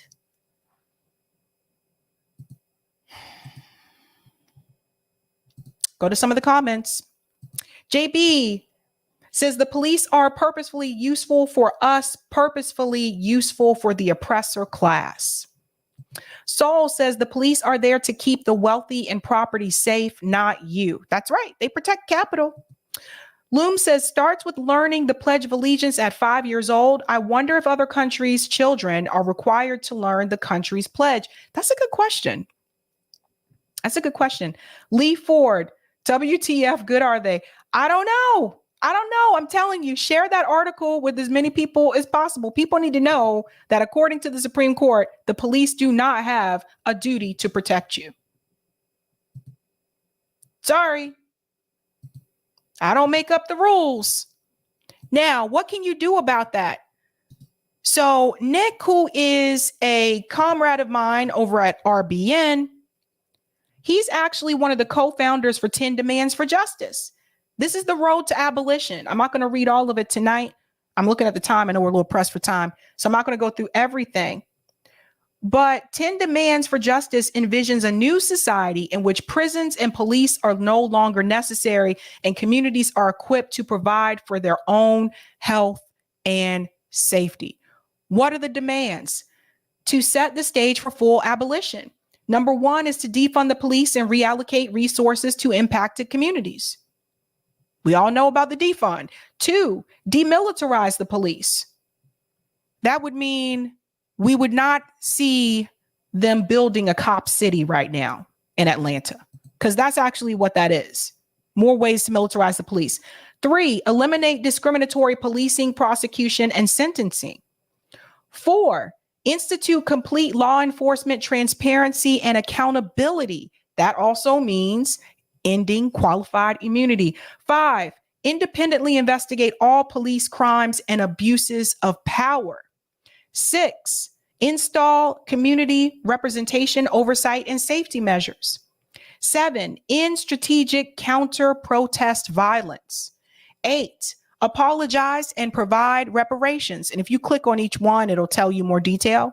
9, end the war on drugs. And 10, end carceral punishment. Thank you for sharing that, Eric. People say they're like, what do they do? There's no demands. There's a whole list. There's a whole website that shows you the road to abolition. If you didn't know, now you know. All right. I may not get to Maryland tonight. I hate to keep putting off finishing Maryland, but I got to get this Nikki Haley story in, and we got to look at that poll as well.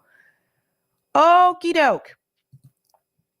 If you have not heard, Nikki Haley has announced that she will be running for president. She's going to be running against Donald Trump.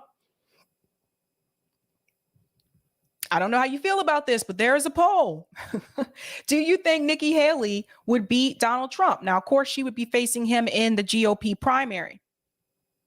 But before we get into her announcement and what other people think about her running against Donald Trump for president, I want to take you back to a time. We're going to go back with Nikki, okay? We're going to take it back. Take you back to a time when Nikki Haley said America is not a racist country. We're going to go back and look at some of the things in the past, and then we're going to bring it to present day, okay? I just want to remind you of some of the things that Nikki Haley said. By the way, Nikki Haley was my former governor when I lived in South Carolina. I'm going to show you something about that too, something you may not know about. Just remember, she said America is not a racist country. Listen to this. In much of the Democratic Party, it's now fashionable to say that America is racist. That is a lie. America is not a racist country. Remember that, because I'm going to show you something else that's going to show you that Nikki Haley knew this was a damn lie. I'm going to show you something else. But listen, why do I feel like I'm listening to an infomercial? Listen. This is personal for me. I am the proud daughter of Indian immigrants. They came to America and settled in a small southern town. My father wore a turban. My mother wore a sari. I was a brown girl in a black and white world. Stop. I'm sorry. Again, this was my former governor. How many of you, be honest in the chat, how many of you knew that Nikki Haley was considered a person of color before she told you she was a person of color? If you knew that, type 1 for yes. If you did not know that, type 2 for no. Type 2 for no. Because see, the thing is, Nikki Haley is white passing. Okay. So let's be real, Nikki. It's not like everyone knows this when they look at you. You have to tell people. So she's trying to make it seem like, look, I don't think so, Nikki. I don't think so. And I'm going to show you something else that proves that she's a liar. Let's go on. We faced discrimination and hardship, but my parents never gave in to grievance and hate. My mom built a successful business. My dad taught 30 years at a historically black college, and the people of South Carolina chose me as their first minority and first female governor. You guys see what's happening here? Simone says she looks white to me. Guys, do you see what's happening? Okay, this was not long ago. This was not long ago. Let's go on. So her dad taught at a historically black college. Nikki know damn well she is not on the same. Look, Nikki, we're not on the same page, bruh. We are not on the police are going to stop me before they even look twice at you. Sorry. Let's go on. America is a story that's a work in progress. Now is the time to build on that progress and make America even freer, fairer, and better for everyone. That's why it's so tragic to see so much of the Democratic Party turning a blind eye towards riots and rage. The American people know we can do better. And of course we value and respect every black life. The black cops who've been shot in the line of duty, they matter. The black small business owners who've watched their life's work go up in flames, they matter. The black kids who've been gunned down on the playground, their lives matter too. And their lives are being ruined and stolen by the violence on our streets. What about the black kids that were gunned down in those neighborhoods, Nikki, that were gunned down by police officers? She's talking about the violence on the street. What about the violence from the police who go after those kids, Nikki? The police who shot someone like Tamir Rice who was playing with a toy gun. Let's go on. It doesn't have to be like this.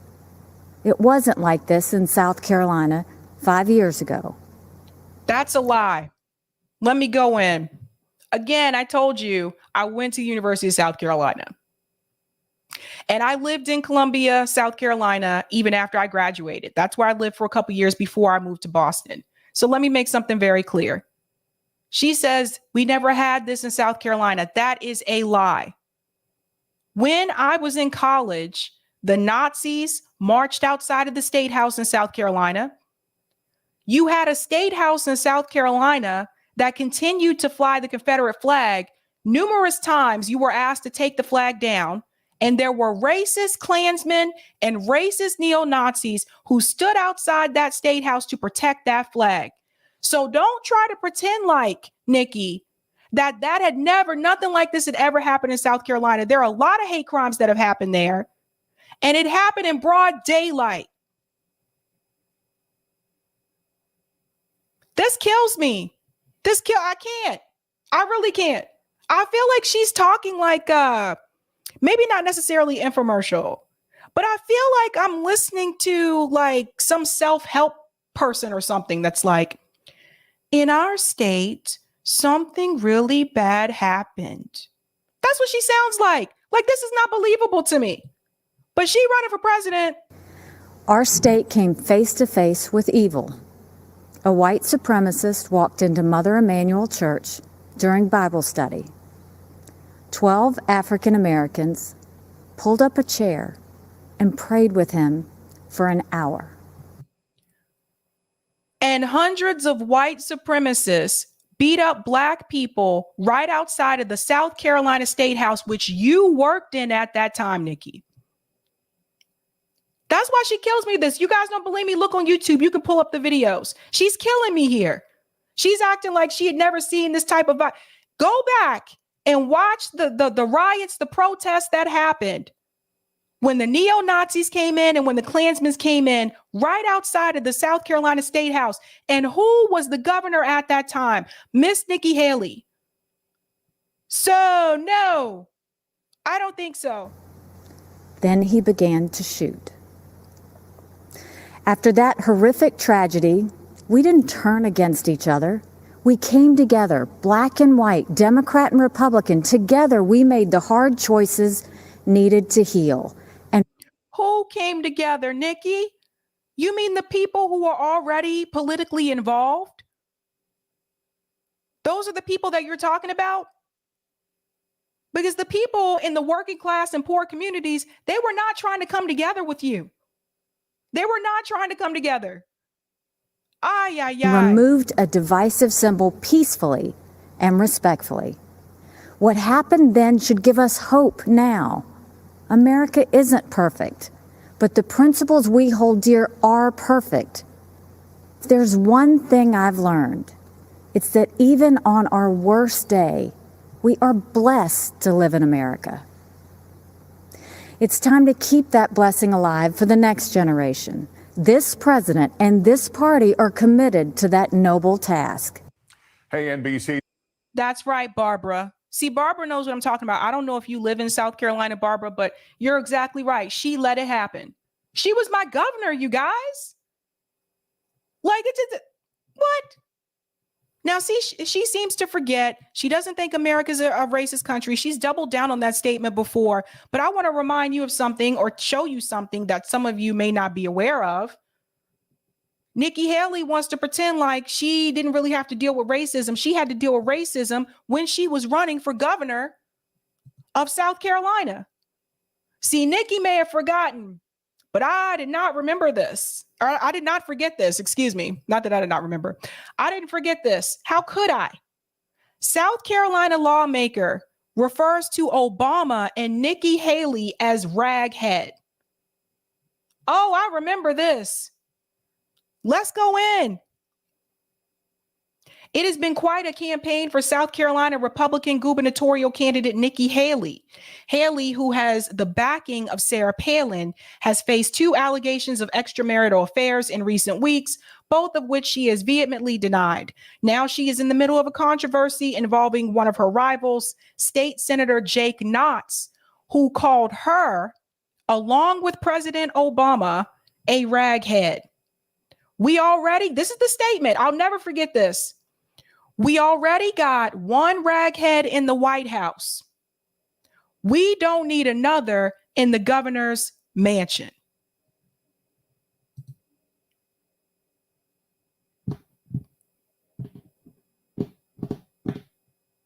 How could you forget a statement like that?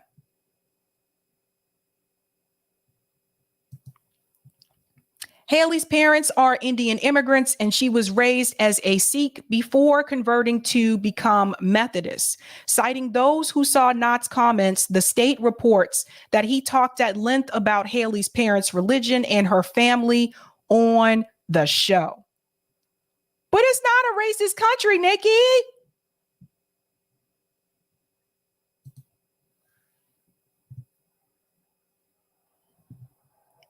I don't know what else to say. I don't know what to tell you. Nikki says, Sabrina with the receipts, gotta love it.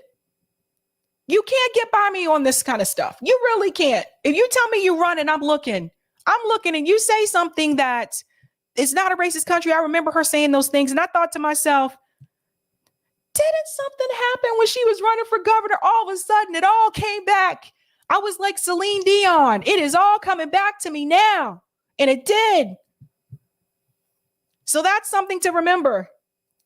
Now, apparently, she lied about something else. Apparently, Nikki Haley made a comment that she wasn't going to run. So look at this. Trump posts a video of Nikki Haley promising not to run for president in 2024 if Trump runs. So I think Trump posted this on Truth Social. Listen to this. You don't believe me? Listen. Runs again in 2024, will you support him? Yes. If he decides that he's going to run, would that preclude any sort of run that you would possibly make yourself? I would not run if President Trump ran. Runs again in 2024, will you support him? Yes. If he decides that he's going to run, would that preclude any sort of run that you would possibly make yourself? I would not run if President Trump ran. So what happened? Like it just, guys, she just announced and she's already caught in lies. Now, I don't care for Nikki or Trump. I don't care for either one of them. But what is happening here? Again, yes, PB World, read my lips. How easily people forget. How easily people forget. I did not. So you got to ask what changed and what is going to be the challenge for Nikki Haley going forward. Now, let's hear what Fox News has to say because she's running as a Republican. Let's hear what they have to say about Nikki running against Donald Trump. Former South Carolina Governor Nikki Haley is running for president. Haley, who served as ambassador to the UN under President Trump, is set to formally announce her 2024 bid in Charleston, South Carolina, 2 weeks from today. Joe Concha joins us now. Joe, I think a lot of people saw this coming, but what did you think about this when you heard it? I think I wasn't surprised. Yeah. Right? She's already run for president once. She has a great resume when you look at it. Successful governor of South Carolina, very successful ambassador to the UN. She has gravitas. She doesn't make many errors. She's very disciplined. All that said, this is a big uphill climb for Nikki Haley because she already has her former boss, who already announced a couple of months ago, who has a core base that will never leave him, it seems. Then you have another governor in Ron DeSantis, who is climbing in the polls and is getting more national recognition and is seen as a very formidable opponent to President Trump. Then you have Mike Pompeo, who also fills that foreign policy lane as a former Secretary of State. Mike Pompeo, guys, what the? 2024 is going to be wild, okay? 2024 is going to be crazy. Oh my God, it's going to be like Woodstock all over again. Woodstock 2024. I'm calling it now. You have Mike Pence, the former vice president, and who knows who else runs. The question is, can she stand out from all those folks to get to the nomination? The good news for her is there's more than 350 days until the first votes are cast in Iowa. Here's what Haley thinks about all this. Listen. When you're looking at a run for president, you look at two things. You first look at, does the current situation push for new leadership? The second question is, am I that person that could be that new leader? Yes, we need to go in a new direction. And can I be that leader? Yes, I think I can be that leader. Joe, she has famously said she has never lost a race. Does that streak continue? It's interesting. She gonna lose this one. I'm sorry. I mean, that's what I think. I think that she would lose, but I don't know. I want to hear what you guys think. We'll talk about it on Call In. Maybe. I'm out of the predictions business. That I've learned, because you remember before the 2008 election, you know who the front runners were 2 years ahead of the election? Jeb? No, 2008 would be Rudy Giuliani. Right? And then, to your point, in 2014, 2 years ahead of that election, it was Jeb Bush. So to make any predictions now, I don't know. I do know that if she does fall short here, that when you're looking at vice presidential possibilities, Nikki Haley will probably be at the top of the list. Interesting. I just wonder if because she's a woman, she'll have more of an advantage too. Interesting. You know, Oh no, are they trying to do the identity politics? You guys see how it's both. I told you both parties do it, but they do it towards their benefit. So now you're going to hear people saying, well, Nikki Haley, yay, she's a woman. And she considers herself to be a woman of color. So they can say she's a woman and she's a woman of color. Why would you not vote for her? But when Democrats say that, Republicans don't like it. And they say identity politics. See how it doesn't matter when it's someone that's on your side that's doing it. They're already saying it. She's like, yeah, she's a woman. They all the same. Saying the quiet part out loud. Oh my God. because she does stand out in that aspect. That's right. You don't hear of any other women thinking of running right now outside of maybe Kristi Noem, the Right. governor of South And Carolina. that could be Another a battle. good one. Yeah. Watch that battle. You see how they talking about this? That's right. You don't see any other women right now. They're talking about in Republican Party. You don't hear of any other women right now. She would really stand out. No, but y'all be calling identity politics when the Democratic Party do this. And vice versa. Democratic Party be doing the same thing towards the Republican Party. So you guys only really care about it when it's someone that's a part of your party. If they're a part of your party, you're ready to play that game. If they're not a part of your party, then you want to scream identity politics. Get with it. Which is it? Oh, God. Meantime, Bill Maher slammed by the left for being too right-wing after CNN announced his... So that's there. I don't care about Bill Maher. So let's go to the poll because I want to see what you guys said. I'm really curious. While Eric gets that up, Glenn Greenwald had an opinion about Nikki Haley, and I thought this was pretty funny. He said, Nikki Haley may be an admirable person. People who know her seem to like her, but there's absolutely nothing interesting.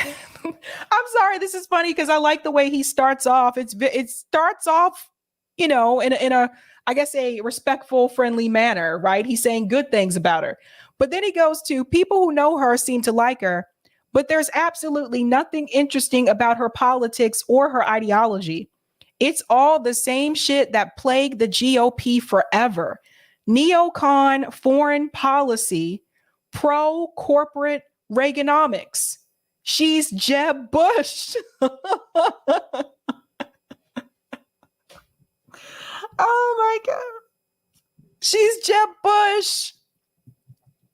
In honor of Jeb. Please clap. Some of you get that if you've seen it. All right, let's check out. Let's see what's happening with the poll here. Jesus, it's not even close. Okay. Would Nikki Haley beat Donald Trump? 8% of you said yes. 73% of you said no. And 19% of you said not sure. That's 703 votes. Jeez. Nikki, you might want to see this poll, honey. Now I know it's not like thousands of people. So I totally get that too. But at the same time, it's like, I don't know. That's pretty clear. Especially if, as much as I can't stand him either, especially if Ron DeSantis runs, I don't think she would really have a chance. All right. I'm going to take a very quick break before we head into call in, and then I'll be back and we'll head on over. So Eric, I'm ready whenever you are. All right. Here we are on our almost Friday day. We're called Thursday. So we're going to be going into the call-in soon. Let me post the call-in link to get us going there. just so you have it. And as I usually say, this is where we give Sabby a little break, and then we'll be back. Into hanging out with Sabby, but now on call-in.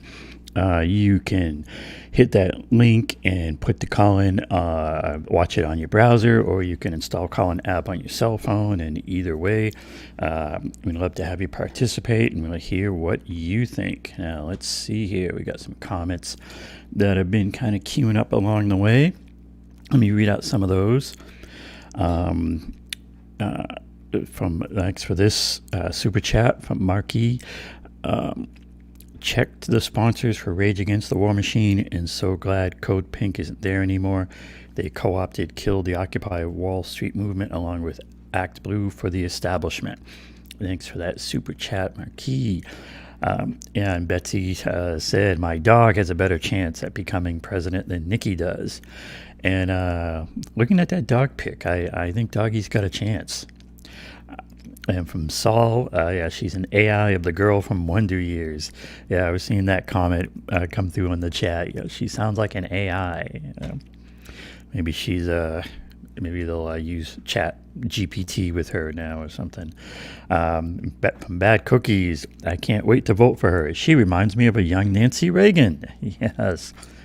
And from EG, she's perfect for the presidency. Perfect.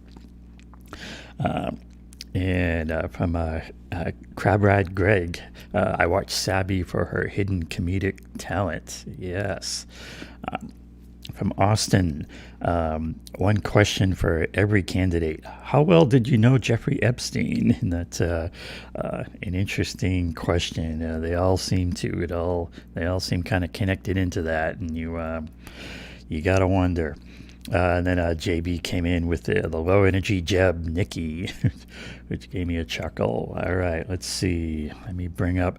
We did have, I think, one more chat on the old rock fans. Let me see if I can kick some windows around and bring that up. Here we are. Let's show that. And there we go. Thanks for this one, Eric Montague. Thanks for the $5 tipped comment on Rockfan. He said, damn, Sabby, I love you more now. Thanks for that. All right, let's see. Let me kick that over there. We got lots of windows and views and things to kick around here while we're trying to make it all work. So let's see what I was thinking of when we were talking about like the Rage Against the War Machine. I think if you like Sabby, and you think Sabby should be on the speakers list at Rage Against the War, because she's going to be there. We're going to be live streaming from there.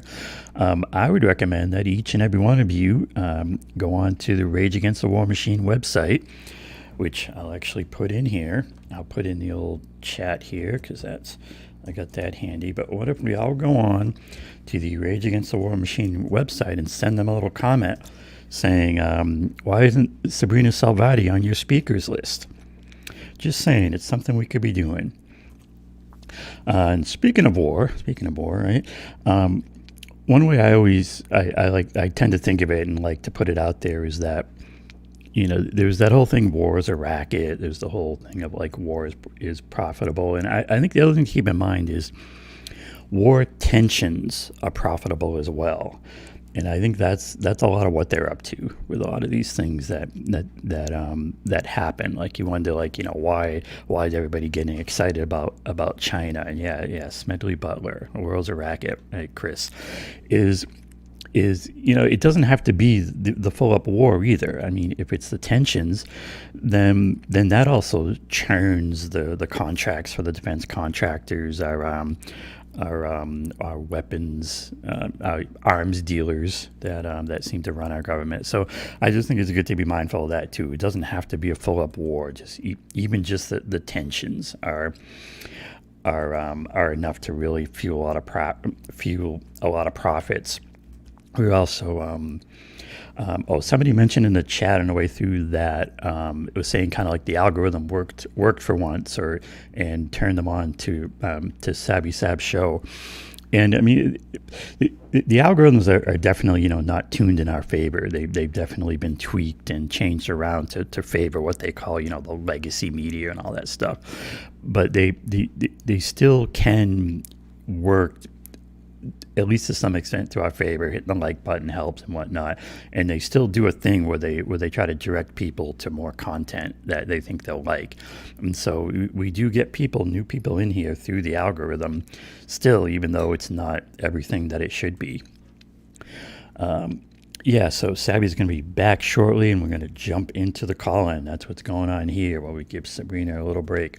We also mentioned the housing. One of the things that occurred to me to be mindful of is that with housing, if we do what we're supposed to do, which it seems to me, and I think to a lot of people, is to simply build a whole bunch of public housing, just build a ton of units. And just make it work. They call it housing first. Just build the units and put people in it. And I think we just have to be mindful that when we do that, when we push for that, if that happens, that's going to depress the housing market. And that's why they're going to fight it tooth and nail. So I just wanted to throw that one out there. But our topic tonight is Nikki Haley. So I will fade to the back and let our Sabby tell you about that. Oh man, I want to hear from you guys tonight about this one. I know some people would like, but Sabby, why are you hating on Nikki Haley? She was my governor. I know what this woman is like politically. All right. So tonight on Call In, this is episode 77, Trump versus Nikki Haley 2024. Nikki Haley has decided to throw her hat in the ring against Donald Trump for the GOP primary. Do you think she will beat Trump? Would this actually help or hurt Democrats? So do you think by her running, if that's going to help the Democratic Party or it's going to hurt the Democratic Party? I want to hear from you guys.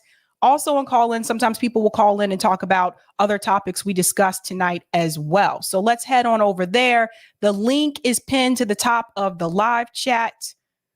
Let's do the damn thing. All right, guys, you know how we do this. I'm still laughing. I'm sorry. It's funny to me. Have a good night. Keep up the fight.